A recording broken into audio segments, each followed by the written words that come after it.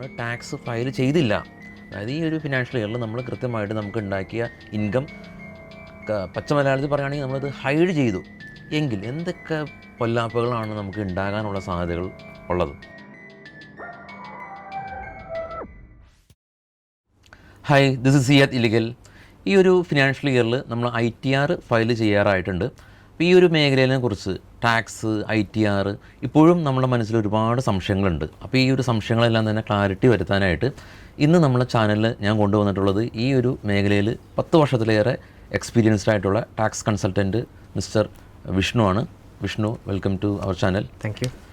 Okay, എൻ്റെ ഇതൊരു discussion, നമ്മൾ ഒരു ചിറ്റാറ്റ് മോഡിലാണ് നമ്മൾ ഇത് പോകുന്നത്. നമ്മളുടെ സംശയങ്ങൾ ഇദ്ദേഹത്തിനടുത്ത് ചോദിച്ച് മനസ്സിലാക്കുക എന്നുള്ളതാണ് ഇതിൻ്റെ ഒരു അജണ്ട. ആദ്യമായിട്ട് എന്താണ് ഈ ഒരു ടാക്സ്? ഒരു നോർമൽ ഇതിനെക്കുറിച്ച് ധാരണ ഇല്ലാത്ത ഒരാൾക്ക് മനസ്സിലാക്കാൻ തക്കവണ്ണം എന്താണ് ഒരു ടാക്സ് നിങ്ങളുടെ ഒരു പെർസ്പെക്റ്റീവിൽ? അതായത് നോർമലി ഇൻകം ടാക്സ് എന്ന് പറയുമ്പോൾ നോർമലി കുറേ ആൾക്കാർക്ക് പേടിയാണ്. ഇതെങ്ങനെ ചെയ്യണം, ഇത് ചെയ്താൽ എന്തെങ്കിലും കുഴപ്പങ്ങളുണ്ടോ, അങ്ങനെ ഒരുപാട് പേടിയാണ്. Just actually income tax return file ചെയ്യാന്ന് പറഞ്ഞു കഴിഞ്ഞാൽ നോർമലി നമ്മുടെ ഒരു ഫിനാൻഷ്യൽ ഇയറിലത്തെ, അതായത് നമ്മുടെ നാട്ടിൽ വരുന്നത് ഒരു April 1 തൊട്ടിട്ട് നെക്സ്റ്റ് ഇയർ 31 മാർച്ച് വരെയുള്ള ഒരു പീരീഡ് ഉണ്ടല്ലോ, 12 months പീരീഡ് ഉണ്ട്. ആ പീരീഡിൽ ഏൺ ചെയ്യുന്ന ഇൻകം നമ്മൾ കറക്റ്റായിട്ട് ഗവൺമെൻറ്റിലേക്ക് റിപ്പോർട്ട് ചെയ്യുന്ന പ്രോസസ്സാണ്. അതിൽ നമുക്ക് ഡിഡക്ഷൻസിന് കുറച്ച് എക്സംഷൻസ് കിട്ടുന്നുണ്ട്. അതേപോലെ നമ്മുടെ ഇൻവെസ്റ്റ്മെൻറ്റ്സ് കാര്യങ്ങൾ അങ്ങനെ എല്ലാം ഡിക്ലെയർ ചെയ്യാനുള്ള ഒരു പ്രോസസ്സ് മാത്രമാണ് actually income tax return filing എന്നുള്ളത് കൊണ്ട് ഉദ്ദേശിക്കുന്നത്. നമ്മൾ കഴിഞ്ഞ ഫിനാൻഷ്യൽ ഇയറിൽ എത്രമാത്രം പണം സമ്പാദിച്ചോ അത് ഗവൺമെൻറ്റിനെ അറിയിക്കുക. അതിന് ടാക്സ് അടയ്ക്കേണ്ട ഒരു സിറ്റുവേഷൻ ഉണ്ടെങ്കിൽ ടാക്സ് അടയ്ക്കുക. അല്ലാത്ത സിറ്റുവേഷനിൽ നമ്മൾ ജസ്റ്റ് ഡിക്ലറേഷൻ പ്രോസസ്സ് മാത്രമാണ് എന്ത് പറയുന്നത് ഇൻകം ടാക്സ് റിട്ടേൺ എന്ന് പറയുന്നത്. ഓക്കെ, അപ്പോൾ ടാക്സ് പേയ്മെൻറ്റ് ചെയ്യുന്നത് ഫയൽ ചെയ്യുന്നതും സെപ്പറേറ്റ് ആണ്. ഫയൽ ചെയ്തതിന് ശേഷമാണ് നമുക്ക് അറിയാൻ സാധിക്കുന്നത് ആരൊക്കെ ടാക്സ് ഫയൽ ചെയ്യണമെന്നുള്ളത്. അങ്ങനെയല്ല, നമ്മൾ ഫയൽ ചെയ്യുന്ന ആ പ്രോസസ്സ് ഉണ്ടല്ലോ, അതിൽ ഏറ്റവും ലാസ്റ്റ് പ്രോസസ്സാണ് ടാക്സ് പേയ്മെൻറ്റ് എന്ന് പറയുന്നത്. ഫയൽ ചെയ്യും, നമ്മുടെ റിട്ടേൺ ഫയൽ നമ്മളെല്ലാം കമ്പ്യൂട്ടേഷൻ എടുക്കുന്ന സമയത്ത് നമുക്ക് ലാസ്റ്റ് ഈ വ്യക്തി ഇത്ര രൂപ ടാക്സ് അടയ്ക്കണം എന്ന് കിട്ടും. അല്ലെങ്കിൽ ടാക്സ് അടയ്ക്കേണ്ട ഡിക്ലറേഷൻ മാത്രം മതി, ഇത്ര രൂപ ഇൻകം കിട്ടുന്ന ഡിക്ലറേഷൻ മാത്രം മതി എന്ന് പറയും. സ്മോൾ ഇൻകം ഗ്രൂപ്പിന് ഡിക്ലറേഷൻ മാത്രം മതിയാവും. അത് ചെയ്ത് കഴിഞ്ഞാൽ ആക്ച്വലി ഫയലിംഗ് കംപ്ലീറ്റ് ആവും. ഇതാണ് ആക്ച്വലി പ്രോസസ്സ് വരുന്നത്.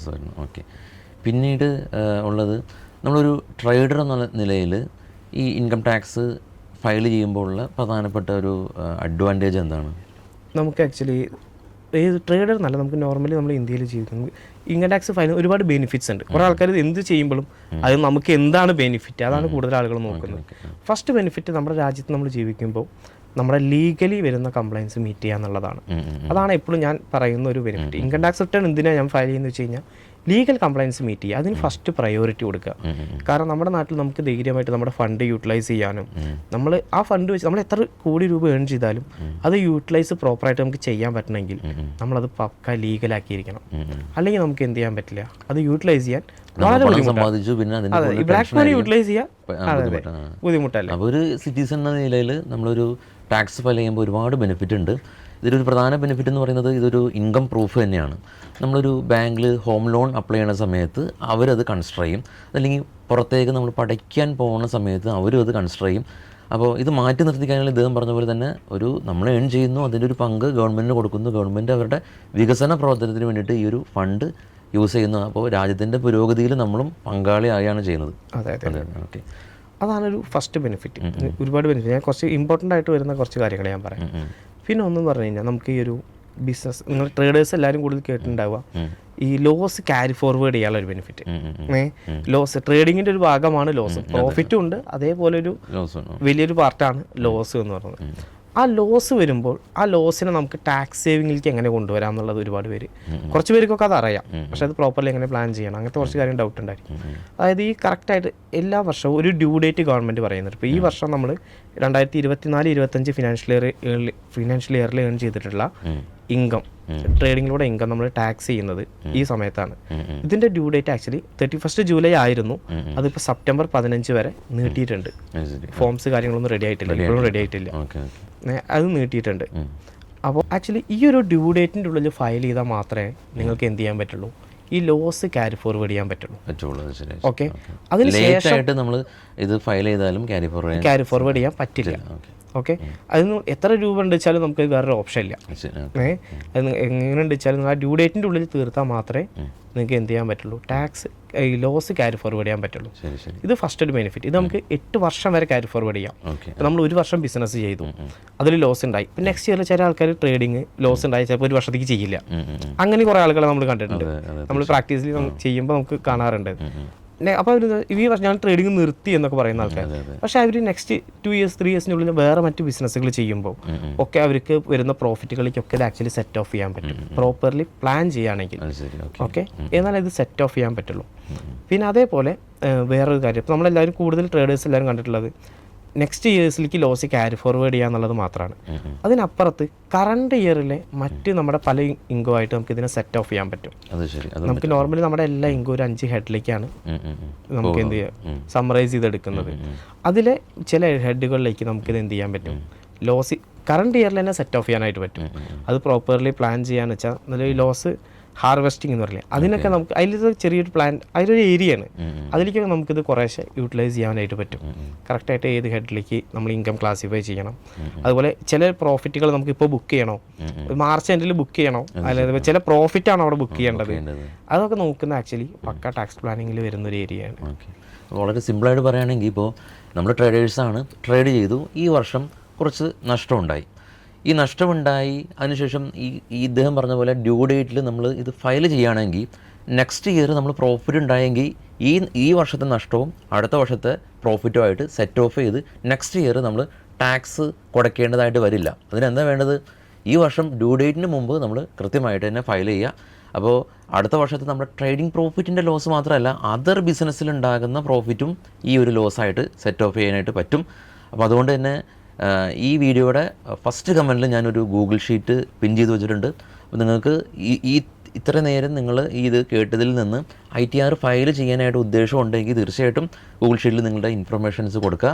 അപ്പോൾ ഇദ്ദേഹത്തിൻ്റെ ഓഫീസിൽ നിങ്ങളെ കോൺടാക്റ്റ് ചെയ്യും. അപ്പോൾ കൃത്യമായിട്ട് ITR ഫയൽ ചെയ്തിട്ട് രാജ്യത്തിൻ്റെ പുരോഗതിയിലും അതുപോലെ തന്നെ നമ്മളുടെ ഇൻഡിവിജ്വൽ പുരോഗതിയിലും ITR ഫയൽ ചെയ്യുന്നതിലൂടെ നമുക്ക് നേടാൻ സാധിക്കും. ഇനിയിപ്പോൾ എൻ്റെ അടുത്തൊരു സംശയം എന്ന് പറയുന്നത്, ഈ സംശയങ്ങളെല്ലാം തന്നെ നമ്മുടെ വ്യൂവേഴ്സിനും അല്ലെങ്കിൽ നമ്മുടെ ജനറൽ പബ്ലിക്കിനുള്ള സംശയങ്ങളാണ്. ഈ ബെനിഫിറ്റ് പറഞ്ഞു, ഇനിയിപ്പോൾ ഒരാൾ ടാക്സ് ഫയൽ ചെയ്തില്ല, അതായത് ഈ ഒരു ഫിനാൻഷ്യൽ ഇയറിൽ നമ്മൾ കൃത്യമായിട്ട് നമുക്ക് ഉണ്ടാക്കിയ ഇൻകം പച്ച മലയാളത്തിൽ പറയുകയാണെങ്കിൽ നമ്മളത് ഹൈഡ് ചെയ്തു എങ്കിൽ എന്തൊക്കെ പൊല്ലാപ്പുകളാണ് നമുക്ക് ഉണ്ടാകാനുള്ള സാധ്യതകൾ ഉള്ളത്? ഫസ്റ്റ് പറഞ്ഞാൽ നമ്മൾ നേരത്തെ പറഞ്ഞ ബെനിഫിറ്റ്സ് അല്ലേ, പക്ക അതിൻ്റെ ഓപ്പോസിറ്റ് സൈഡാണ് ആക്ച്വലി ഇതിൽ സംഭവിക്കാൻ പോണ കാര്യങ്ങൾ. ഒന്ന്, ഇതേ പറഞ്ഞാൽ നമുക്ക് ലീഗൽ കംപ്ലയൻസ് മീറ്റ് ചെയ്യാത്തതുകൊണ്ട് തന്നെ വലിയ രീതിയിൽ ട്രേഡിങ് ചെയ്യുന്ന ആളുകൾക്കൊക്കെ ഫ്യൂച്ചറിൽ സ്ക്രൂട്ടിനി നോട്ടീസ് കാര്യങ്ങൾ വരാൻ ചാൻസ് ഉണ്ട്. അതിൻ്റെ ഇന്ന് അവർക്ക് ഇതൊരു ഫയലിങ്ങിലൂടെ വരുന്ന നിസ്സാര ചിലവാവില്ല, ആ സമയത്ത് അവർക്ക് വരാം പെനാൽറ്റി കാര്യങ്ങൾ വരും.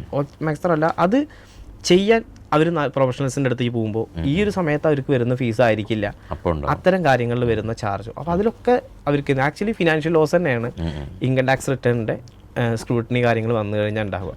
ഓക്കെ, പ്ലസ് ഈ ബെനിഫിറ്റ് നമുക്ക് മിസ്സാവുകയും ചെയ്യും. അതെ, മറ്റുള്ള ലീഗൽ കംപ്ലൈൻറ്റ്സ് മീറ്റ് ചെയ്യാനായിട്ട് ആ സമയത്ത് കുറച്ച് അധികം ഫീസ് കൊടുത്തിട്ട് അത് അധികം ഫീസ് പറഞ്ഞാൽ ആ സമയത്ത് ചെയ്യേണ്ട ഫോർമാലിറ്റീസ് വളരെ ഡിഫറെൻ്റ് ആയിരിക്കും. അത് ഓരോരുത്തർക്ക് വരുന്ന സിറ്റുവേഷൻസ് അനുസരിച്ചിട്ട് പിന്നെ പാനിക് ആവുകയും ചെയ്യും. അതെ, പാനിക് അത് വേറൊരു വശം. നേരത്തെ മനസ്സമാധാനം പോയി കിട്ടുകയും ചെയ്യും കുറേ പേർക്ക്. പിന്നെ അതേപോലെ വരുന്നതാണ് നോർമലി ഇപ്പോൾ 10 ലക്ഷം രൂപയുടെ മുകളിലൊക്കെ കാർ മേടിച്ച ആളുകൾ, ഒരുപാട് കാറുകൾ നമ്മൾ മേടിക്കും. 10 ലക്ഷം രൂപ പ്രീമിയം കാറെല്ലാം 10 ലക്ഷം എല്ലാം 10 ലക്ഷം രൂപ മുകളിലാണ്. അത് മേടിക്കുമ്പോൾ തന്നെ അതിലൊരു 1% TCS പിടിക്കുന്നുണ്ട്. നമ്മുടെ ഇൻവോയ്സുകൾ നോക്കിയാൽ കാണാൻ പറ്റും. അത് ആക്ച്വലി നമുക്ക് ഒരു നേരം വെച്ചാൽ ആൾക്ക് ഒരുപാട് ടാക്സും അടയ്ക്കേണ്ടി വരില്ല. ആളുടെ ഇൻകം ടാക്സ് അടയ്ക്കുന്നതിൻ്റെ ലിമിറ്റിൽ താഴെ ആയിരിക്കും.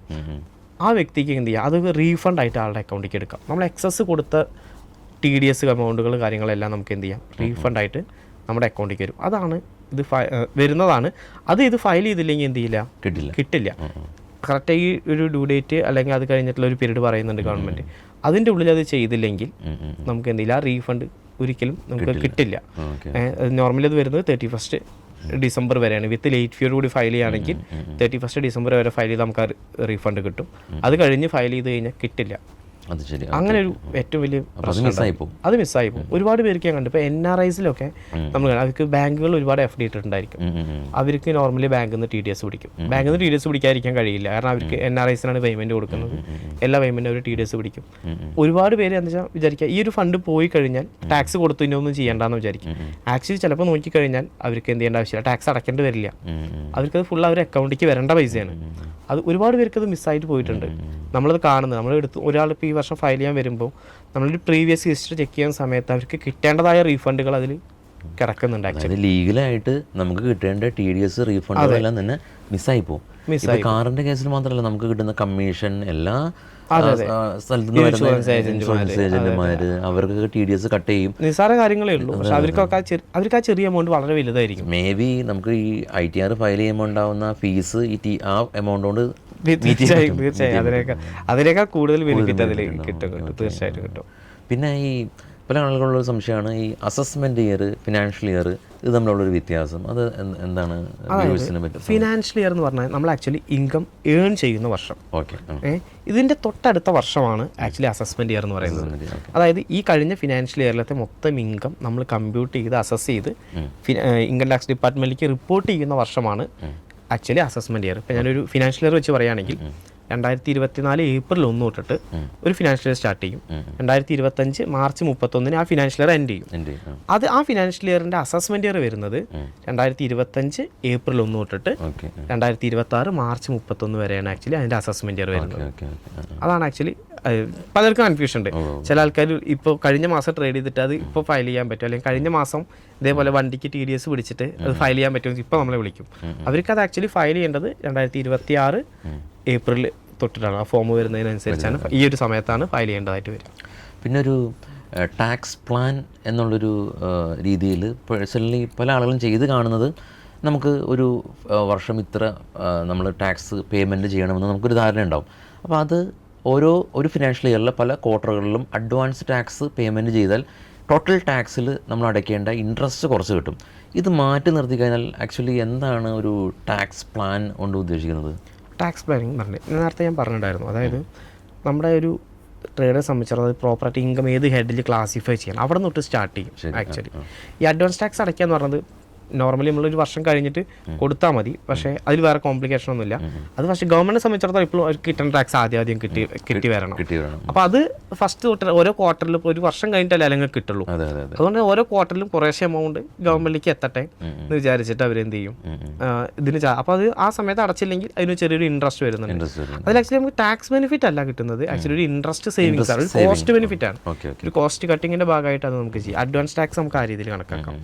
ടാക്സ് പ്ലാനിംഗ് എന്ന് പറയുന്നത് അവർക്ക് വരുന്ന ഓരോ എക്സ്പെൻസ്, അവർ വരുന്ന ഇൻകം എങ്ങനെ ക്ലാസിഫൈ ചെയ്യണം, ആ ഒരു ഇൻകം ഏൺ ചെയ്യുമ്പോൾ അത് ഏതൊക്കെ രീതിയിൽ നമ്മൾ ചെയ്യണം, അതിനെങ്ങനെ നമ്മൾ പ്രോപ്പർലി ഏറ്റവും മിനിമം ടാക്സിലേക്ക് കൊണ്ടുവരാൻ. മിനിമം ടാക്സ് എന്ന് പറയുമ്പോൾ നമ്മൾ ടാക്സ് അടയ്ക്കാതിരിക്കലോ അല്ലെങ്കിൽ പറ്റാത്തൊരു കാര്യം ലീഗലി പറ്റാത്തൊരു കാര്യം ചെയ്യലോ അല്ല ആക്ച്വലി ടാക്സ് പ്ലാനിംഗ് എന്ന് പറയുന്നത്. പ്രോപ്പർലി ഇൻകം എക്സ്പെൻസും ക്ലാസിഫിക്കേഷനാണ് ആക്ച്വലി നടക്കുന്നത്. അതിൻ്റെ ഒരു അറേഞ്ച്മെൻറ്റ്സ് ഇതിലാണ് നോർമലി അവർക്കൊരു കൺസൾട്ടൻ്റിൻ്റെ ആവശ്യം വരിക. അതാണ് എൻ്റെ അടുത്തൊരു കൺസേൺ. അതായത് ഇത് പല കാര്യങ്ങളും നമുക്ക് സ്വയം ചെയ്യാൻ സാധിക്കും, അതിലൊരു തെറ്റുമില്ല, എല്ലാം നമുക്ക് സ്വയം ചെയ്യാം. പക്ഷേ ചില എസ്പെഷ്യലി ഈ ടാക്സ് ഇപ്പോൾ നമുക്ക് അറിയാം, ഓൾഡ് റെജീം, ന്യൂ റെജീം, അതിലേക്ക് ഞാൻ പോകുന്നുണ്ട്. അപ്പോൾ പക്ഷേ നമ്മളിത് സ്വയം ചെയ്യുമ്പോൾ ഈ തരത്തിലുള്ള അഡ്ജസ്റ്റ്മെൻറ്റ്സ്, പ്രൊവിഷൻസ്, ഇത് നമുക്ക് അതിൻ്റെ നോളജ് കുറവുകൊണ്ട് നമുക്ക് മിസ്സായി പോകാനുള്ള സാധ്യതകൾ ഏറെയാണ്. അപ്പോൾ അതുകൊണ്ട് തന്നെ ഒരു പ്രൊഫഷണൽ ടാക്സ് കൺസൾട്ടൻറ്റിനെ തന്നെ സമീപിച്ച് ഇത് ചെയ്യുന്നതാണ് കുറച്ചും കൂടി ഉചിതം എന്നാണ് ഇപ്പോൾ താങ്കൾ പറയുന്നത് അല്ലേ? അതെ അതെ. എന്താണെന്ന് വെച്ച് കഴിഞ്ഞാൽ നമ്മൾ നോർമലി ഇപ്പോൾ ഡോക്ടർ നമുക്കൊരു അസുഖം വന്നു കഴിഞ്ഞാൽ നമ്മൾ സ്വയം ചികിത്സിക്കുന്നതും ഡോക്ടറെ അടുത്ത് പോയി ചികിത്സിക്കുന്ന തമ്മിലുള്ള ഡിഫറൻസ് തന്നെ. ഇതിപ്പോൾ ആക്ച്വലി ആക്ട് അറിഞ്ഞു കഴിഞ്ഞാൽ ഈ കാര്യം ചെയ്യാം, ഇൻഡിവിജ്വലി ചെയ്യാം. പക്ഷേ അവർക്ക് വെച്ചാൽ എല്ലാവർക്കും ഈ ആക്ട് അറിയില്ല, അതുകൊണ്ടാണ് പ്രശ്നം. നമ്മുടെ തന്നെ ഒരുപാട് പേര് വരുന്നുണ്ട്, അവർ ഇൻഡിവിജ്വലി സാലറിക്കാരാണ് അങ്ങനെ വരുന്ന ആൾക്കാർ കൂടുതലും. ഇൻഡിവിജ്വലി ഫയൽ ചെയ്ത ആൾക്കാർ എന്തെങ്കിലും എറർ വന്നു, കാരണം ഫുൾ ഇൻകം റിപ്പോർട്ട് ചെയ്യില്ല, അവർ സാലറി മാത്രം റിപ്പോർട്ട് ചെയ്യുള്ളൂ. പക്ഷേ ഇൻകം ടാക്സ് ഡിപ്പാർട്ട്മെന്റിൽ നമ്മുടെ SB ഇൻട്രസ്റ്റിലെ ചെറിയ എമൗണ്ട് പോലും കയറി വരുന്നുണ്ട്. ഇവർ സാലറി ഇത്ര കിട്ടി അത് മാത്രം, ബാക്കി എമൗണ്ട് ഇവർ മറന്നു പോയിട്ടുണ്ടാവും. ചിലപ്പോൾ ചെറിയ അക്കൗണ്ടിലൊക്കെ SB ഇൻട്രസ്റ്റുകൾ വരുന്ന എമൗണ്ട് ഉണ്ട്, അതൊക്കെ ഇവർ മറന്നു പോയിട്ടുണ്ടാവും. ഇവരത് കറക്റ്റായിട്ട് ഡിക്ലെയർ ചെയ്യില്ല, നോർമലി റിട്ടേൺ ഡിഫക്റ്റീവ് ആവും. അങ്ങനെ ഡിഫക്റ്റീവായ റിട്ടേൺ വരുന്ന ഒരുപാട് പേരുണ്ട്. പ്രോപ്പർലി ചെയ്യുകയാണെങ്കിൽ അവർക്ക് ചെയ്യാവുന്ന കേസുകൾ തന്നെയുള്ളൂ. പക്ഷേ എന്തുണ്ട് അവർ എല്ലാം കറക്റ്റായിട്ട് ചെയ്യണം. അല്ലെങ്കിൽ എന്ന് വെച്ചാൽ പിന്നെ അത് നോട്ടീസായി ഡിഫക്റ്റീവ് ആയത് ചിലത് അവർ ശ്രദ്ധിക്കില്ല. അതിനൊരു ടൈം പീരീഡ് ഉണ്ട്. അത് കഴിഞ്ഞ് കഴിഞ്ഞാൽ പിന്നെ അത് ചെയ്യാനും പറ്റില്ല. വരേണ്ട റീഫണ്ട് വരില്ല. കുറേ ആൾക്കാർ ഫയൽ ചെയ്തിട്ട് അവർ റീഫണ്ട് എക്സ്പെക്ട് ചെയ്യും, 1 month 2 month ഒക്കെ എക്സ്പെക്ട് ചെയ്യും. അതെല്ലാം കഴിഞ്ഞിട്ടാണ് എന്നിട്ട് കിട്ടില്ല എന്ന് കാണുമ്പോഴാണ് ചിലർ നമ്മുടെ അടുത്തേക്ക് വരുന്നത്. അങ്ങനെ റയറായിട്ടുള്ള കേസുകൾ ഒരുപാട് ആക്ടിൻ്റെ അണ്ടറിലാണ് ഈ ഇൻകം ഹെഡ് വന്നിട്ടുള്ളത് കൊണ്ട് തന്നെ ഒരു നോർമൽ സിറ്റിസനെ സംബന്ധിച്ച് ഇതെല്ലാം തന്നെ മനസ്സിലാക്കി ചെയ്യാന്ന് പറയുന്നത് ഒരു കൺസൾട്ടന്റിന് വേണ്ടി പഠിക്കുന്ന സമയം എടുക്കും. അല്ലേ? അപ്പോൾ അതുകൊണ്ട് തന്നെ ഒരു പ്രോപ്പറായിട്ട് ഒരു കൺസൾട്ടന്റിനെ സമീപിക്കുകയാണെങ്കിൽ ഇത് നമ്മുടെ ടൈം സേവ് ചെയ്യും. അല്ലാതെ ചെയ്ത് കഴിഞ്ഞാൽ അവർക്ക് ഏറ്റവും ചെയ്യാൻ പറ്റും. ഇനിയിപ്പോൾ ഇത് അറിയുന്ന ആൾക്കാർക്കും പ്രോപ്പറായിട്ട് ചെയ്യാൻ പറ്റും. അവരുടെ ടാക്സ് നോക്കിയാൽ നമുക്ക് അതിൽ ഓവർ പേയ്മെന്റ് കാണാം. ഓവർ പേയ്മെന്റ് ആണ്. അതായത് നോർമലി അവർക്ക് ക്ലെയിം ചെയ്യേണ്ട ചില കാര്യങ്ങൾ അവർ ക്ലെയിം ചെയ്യില്ല. ചിലതെന്ന് വെച്ചാൽ ഇൻകം ടാക്സ് ഡിപ്പാർട്ട്മെന്റ് ചില ആൾക്കാർ 10 രൂപ പോയാലും കുഴപ്പമില്ല, വേറെ കുഴപ്പമില്ല എന്ന് വിചാരിക്കുന്ന ആൾക്കാരുണ്ട്. പക്ഷേ ലീഗലി നമുക്കത് എടുക്കാൻ പറ്റും. ഒരു കൺസൾട്ടന്റ് ചെന്ന് കണ്ടു കഴിഞ്ഞാൽ അവർക്കത് ലീഗലി എന്ത് ചെയ്യാം, റീഫണ്ട് ആയിട്ട് എടുക്കാം. കൺസൾട്ടന്റ് ചെയ്യുന്നത് ഈ ഒരു നിയമം അനുസരിച്ച് മാക്സിമം കിട്ടാവുന്ന ബെനിഫിറ്റ് വാങ്ങിച്ചു കൊടുക്കാൻ. അതാണ് ഒരു എല്ലാ കൺസൾട്ടന്റ് ചെയ്യുന്നത്. ഇല്ലീഗൽ ഇത് ആരും ഇപ്പൊ ചെയ്യില്ല. കാരണം അത്ര ലീഗൽ കോംപ്ലിക്കേഷൻസ് കൺസൾട്ടന്റുമാർക്കും ഉണ്ട്. കാരണം ഇല്ലീഗൽ ചെയ്ത് കഴിഞ്ഞാൽ ഒരുപാട് പ്രശ്നങ്ങൾ വരുന്നുണ്ട്. അപ്പോൾ അത് ആക്ച്വലി അതിലേക്ക് ആരും കടക്കില്ല ഇപ്പോൾ. ഓക്കെ. പിന്നീട് ഈ ട്രേഡറെ സംബന്ധിച്ച് ഇപ്പോൾ നമ്മളെ വ്യൂവേഴ്സ് എല്ലാം ഭൂരിഭാഗം ട്രേഡ് ചെയ്യുന്ന ആളാണ്. അപ്പോൾ അടുത്ത വർഷത്തേക്കൊക്കെ എന്തെങ്കിലും പ്ലാനൊക്കെ ചെയ്യാനായിട്ട്, ടാക്സ് പ്ലാനൊക്കെ ചെയ്യാനായിട്ട് ഏതൊക്കെ രീതിയിലാണ് അവർ സമീപിക്കേണ്ടത്? അത് ആക്ച്വലി അവർ ഇപ്പം തന്നെ സ്റ്റാർട്ട് ചെയ്യണം. അവർ ഒരു ബിസിനസ് ഇൻകം എല്ലാവർക്കും അറിയാൻ പറ്റും. നമുക്കൊരു സ്റ്റാർട്ട് ചെയ്ത ഉടനെ തന്നെ ചെയ്താൽ അത്രയും നല്ലതാണ്. ചില ആൾക്കാർ ഒന്ന് സ്റ്റാർട്ട് ചെയ്ത് അതിൻ്റെ എങ്ങനെയുണ്ട് ഗ്രോത്ത് എന്നൊക്കെ നോക്കിയിട്ടാണ് ടാക്സിനെ കുറിച്ച് ആലോചിക്കുക. ചില ആൾക്കാർ ഇത് കഴിഞ്ഞ് ഫിനാൻഷ്യൽ ഇയർ കഴിഞ്ഞിട്ടാണ് ആക്ച്വലി ആലോചിക്കുക. അപ്പോൾ നമുക്ക് അധികം പ്ലാൻ ചെയ്യാൻ പറ്റില്ല. കറൻ്റ് സിറ്റുവേഷൻ നമുക്ക് അനലൈസ് ചെയ്തിട്ട് അതിലേറ്റവും ബെറ്റർ ആയിട്ടുള്ള ഓപ്ഷൻസ് നമുക്ക് എടുത്തു കൊടുക്കാനേ പറ്റുള്ളൂ. പക്ഷെ ഒരു ഇൻകം ഏൺ ചെയ്യുന്ന വർഷം തന്നെ അത് കാൽക്കുലേറ്റ് ചെയ്ത് കഴിഞ്ഞാൽ, അല്ലെങ്കിൽ ഇങ്ങനെ വരുന്നുണ്ട് ഇന്ന രീതിയിൽ നമ്മൾ ചെയ്യണം എന്ന് പറഞ്ഞു കഴിഞ്ഞാൽ അവർക്കത് പ്രോപ്പർലി പ്ലാൻ ചെയ്ത് കഴിഞ്ഞാൽ ഏറ്റവും മിനിമത്തിലേക്ക് കൊണ്ടുവരാൻ പറ്റും. ടാക്സ് അടയ്ക്കേണ്ട എന്നല്ല ഞാൻ പറയുന്നത്, ഏറ്റവും മിനിമത്തിലേക്ക് ലീഗലി പറയുന്ന ഏറ്റവും മിനിമം ടാക്സ് അടച്ചാൽ മതി. ഓവർ പേയ്മെൻറ്റ് ഒരിക്കലും ഇൻകം ടാക്സ് ഡിപ്പാർട്ട്മെൻറ്റോ അല്ലെങ്കിൽ നമ്മുടെ ഗവൺമെൻറ്റോ എൻ്റർടൈൻ ചെയ്യുന്നില്ല. കറക്റ്റ് അടച്ചാൽ മതി. കറക്റ്റ് അടച്ചില്ലെങ്കിൽ അവർ പിടിക്കും. അതൊരു കാര്യമാണ്. കുറേ ആൾക്കാർ നമ്മൾ ചെയ്യുന്നത് എന്താ വെച്ചാൽ പ്രോപ്പറായിട്ട് ടേൺ ഓവർ കാണിക്കാതിരിക്കുക, ടേൺ ഓവർ കാര്യങ്ങൾ കാണിക്കാതിരിക്കുക, അങ്ങനെയൊക്കെ ചെയ്യുന്ന പരിപാടിയാണ്. നമ്മൾ എന്തിനാണ് അങ്ങനെ നിൽക്കുന്നത്? നമ്മളത് ഉള്ളത് പ്രോപ്പറായിട്ട് കാണിച്ചു കഴിഞ്ഞാൽ നമുക്കതിൽ ഭാവിയിൽ വരുന്ന കോൺസിക്വൻസ് വളരെ നമുക്കത് ഒഴിവാക്കാൻ പറ്റും. നമ്മൾ ഇത്ര നേരം നമ്മൾ ഡിസ്കസ് ചെയ്തത് ഇൻകം ടാക്സ് ഫയൽ ചെയ്യുന്നതിൻ്റെ ബെനിഫിറ്റ്സ് അല്ലെങ്കിൽ ഫയൽ ചെയ്യാത്തതിൻ്റെ കോൺസിക്വൻസ് ആണ്. പ്രധാനമായിട്ടും ഫയൽ ചെയ്താൽ ട്രേഡേഴ്സ് മനസ്സിലാക്കേണ്ടത് അടുത്ത 8 വർഷത്തേക്ക് നമുക്കുണ്ടാവുന്ന ട്രേഡിംഗ് ലോസും ആസ് വെൽ ആസ് നമ്മുടെ ബിസിനസ് ലോസും സെറ്റ് ഓഫ് ചെയ്യാൻ പറ്റുമെന്നുള്ളതാണ്. ഇത് നമുക്ക് ആരൊക്കെയാണിത് ആക്ച്വലി ഫയൽ ചെയ്യേണ്ടത്, റിപ്പോർട്ട് ചെയ്യേണ്ടത്, അല്ലെങ്കിൽ ഏത് ലെവലിൽ അപ്പുറം പോകുമ്പോഴാണ് ടാക്സ് കൊടുക്കേണ്ടത്? അതാണ് നല്ലൊരു പോയിന്റാണ്. കാരണം കുറേ ആൾക്കാർ ഇൻകം ടാക്സ് റിട്ടേൺ ഫയൽ ചെയ്ത് അപ്പം തന്നെ ടാക്സ് അടയ്ക്കേണ്ടി വരും എന്നുള്ള പേടി കുറേ ആൾക്കാർക്കുണ്ട്. ആക്ച്വലി അത് പറഞ്ഞിട്ട് റിട്ടേൺ ഫയൽ ചെയ്യാതിരിക്കുന്നുണ്ട് കുറേ പേര്. അത് ഫയൽ ചെയ്തില്ലെങ്കിൽ അവർക്ക് വരുന്ന കോൺസിക്വൻസ് നമ്മൾ നേരത്തെ സംസാരിച്ച കാര്യങ്ങളൊക്കെ വരും. അവരത് കറക്റ്റായിട്ട് റിപ്പോർട്ട് ചെയ്യാറ്. അപ്പോൾ നമുക്ക് നിലവിൽ നമ്മൾ 2 റെജീമുണ്ട് ഇപ്പോഴത്തെ സ്കീം പ്രകാരം. ഓൾഡ് ടാക്സ് റെജീമും ന്യൂ ടാക്സ് റെജീമും ഉണ്ട്. അതിലൊരു ബേസിക് എക്സംഷൻ ലിമിറ്റ് പറയുന്നുണ്ട്. ഓൾഡ് റെജീമിൽ 2.5 ലക്ഷം രൂപയും ന്യൂ ടാക്സ് റെജീമിൽ 3 ലക്ഷം രൂപയും. നമ്മൾ ഏത് സ്കീമാണ് നമ്മൾ ചൂസ് ചെയ്യുന്നത് വെച്ചാൽ അതിനനുസരിച്ച് ഈ ഒരു ഇൻകം ലെവൽ 2-3 ലക്ഷത്തിന് മുകളിൽ വരുന്നവർ മാത്രമേ ആക്ച്വലി എന്ത് ചെയ്യേണ്ട ആവശ്യമുള്ളൂ, റിട്ടേൺ ഫയൽ ചെയ്യേണ്ട ആവശ്യമുള്ളൂ. നമുക്ക് ഇനി ഇവർ ടാക്സ് അടയ്ക്കേണ്ട സിറ്റുവേഷൻ നോർമലി ഇപ്പോൾ നമ്മൾ ന്യൂസിലൊക്കെ കേട്ടിട്ടുണ്ടായിരിക്കും. അതുപോലെ ബഡ്ജറ്റ് അവതരിപ്പിക്കും എല്ലാവരും 7 ലക്ഷം രൂപ വരെ ടാക്സ് അടയ്ക്കേണ്ട. ഇപ്പോൾ പുതിയ സ്കീം വെച്ചാൽ 12 ലക്ഷം രൂപ. ഈ 12 ലക്ഷം ആക്ച്വലി ഈ ഒരു കറണ്ട് ഫിനാൻഷ്യൽ ഇയർ ആണ്. നെക്സ്റ്റ് അസസ്മെന്റ് ഇയറിലാണ് നമുക്കതിൻ്റെ ഫയലിംഗ് വരിക. ഇപ്പോഴത്തെ കറണ്ട്ലി വരുന്ന ഫയലിംഗിൽ 7 lakhs തന്നെയാണ്. അതായത് ഈ തവണ ഈ വീഡിയോ കണ്ട് നിങ്ങൾ ഇതിൽ കോൺടാക്ട് ചെയ്യുമ്പോൾ നമ്മുടെ ലിമിറ്റ് സ്റ്റിൽ 7 lakh തന്നെയാണ്. 12 lakh നെക്സ്റ്റ് ഫിനാൻഷ്യൽ ഇയറിലാണ് ആപ്ലിക്കബിൾ ആവുക. അതെ. ഓൾഡ് സ്കീമിലാണ് വെച്ചാൽ അത് 5 lakhs ആണ്. ഓൾഡ് സ്കീം ഇപ്പോഴും പുതിയ അടുത്ത വർഷത്തേക്ക് ഒന്നും മാറ്റിയിട്ടില്ല. അതിൽ അധികം ചേഞ്ചസ് വരാൻ ചാൻസ് ഇല്ല. ന്യൂ സ്കീമിൽ മാത്രം ചേഞ്ചസ് വരുന്നത്. ഓപ്റ്റ് ചെയ്യാൻ സാധിക്കുമോ? ഓൾഡ് റെജീം ന്യൂ റെജീം പറ്റും. പക്ഷേ അതിൽ കുറച്ച് കണ്ടീഷൻസ് കാര്യങ്ങളുണ്ട്. അതായത് നമ്മൾ ഒരു പ്രാവശ്യം ഇത് ചൂസ് ചെയ്തിട്ട് സാലറി ഇൻകം മാത്രമുള്ളവർക്ക് ഓരോ വർഷവും ഏതാണോ ബെനിഫിറ്റ് വെച്ചാൽ അത് അപ്പം ചൂസ് ചെയ്യാനുള്ള ഓപ്ഷൻ ഉണ്ട്.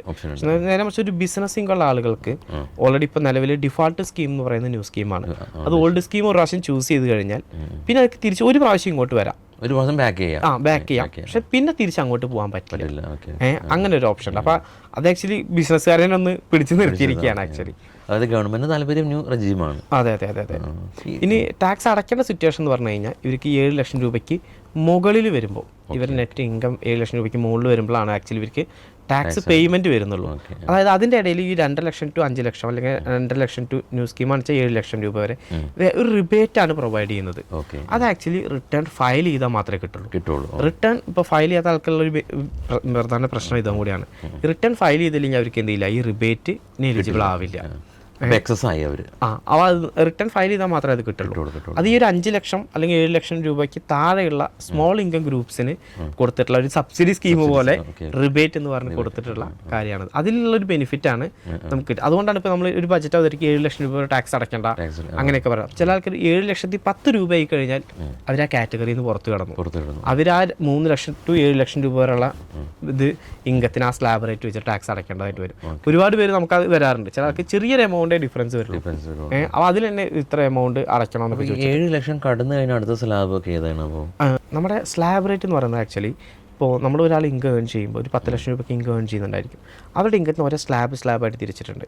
0 to ഇപ്പോൾ പുതിയ സ്കീമാണ് നമ്മൾ പറയുന്നത് കേട്ടോ. 0 to 3 lakhs വരെയുള്ള ഇൻകം ഉണ്ടാവില്ല. ഈ 10 ലക്ഷത്തിൽ 0 to 3 lakhs വരെയുള്ള ഇൻകത്തിന് ആക്ച്വലി നമുക്ക് ടാക്സ് കൊടുക്കേണ്ട ആവശ്യമില്ല. അതിൻ്റെ മുകളിൽ 3,01,000 തൊട്ടിട്ട് നമുക്ക് 7 lakhs വരെ ഉള്ള ഇൻകം ഉണ്ട്. ആ ഒരു 4 lakhs ഉണ്ട്. ആ 4 lakhsന് 5% ആണ് ടാക്സ് വരുന്നത്. പിന്നെ അവിടെ നിന്ന് അങ്ങോട്ട് മുകളിൽ 7,01,000 തൊട്ടിട്ട് 10 lakhs വരുന്നതിന് 10% ആണ് വരുന്നത്. പിന്നെ അതേപോലെ 10 lakhs to 12 lakhs വരുന്നത് 15% ആണ്. അതേപോലെ അവിടെ നിന്ന് അങ്ങോട്ട് 12 to 50 നമുക്ക് വരുന്നത് 20% ആണ്. അതിൻ്റെ മുകളിലേക്ക് വരുന്നത് 30% ആണ് ആക്ച്വലി സ്ലാബ് റേറ്റ് വരുന്നത്.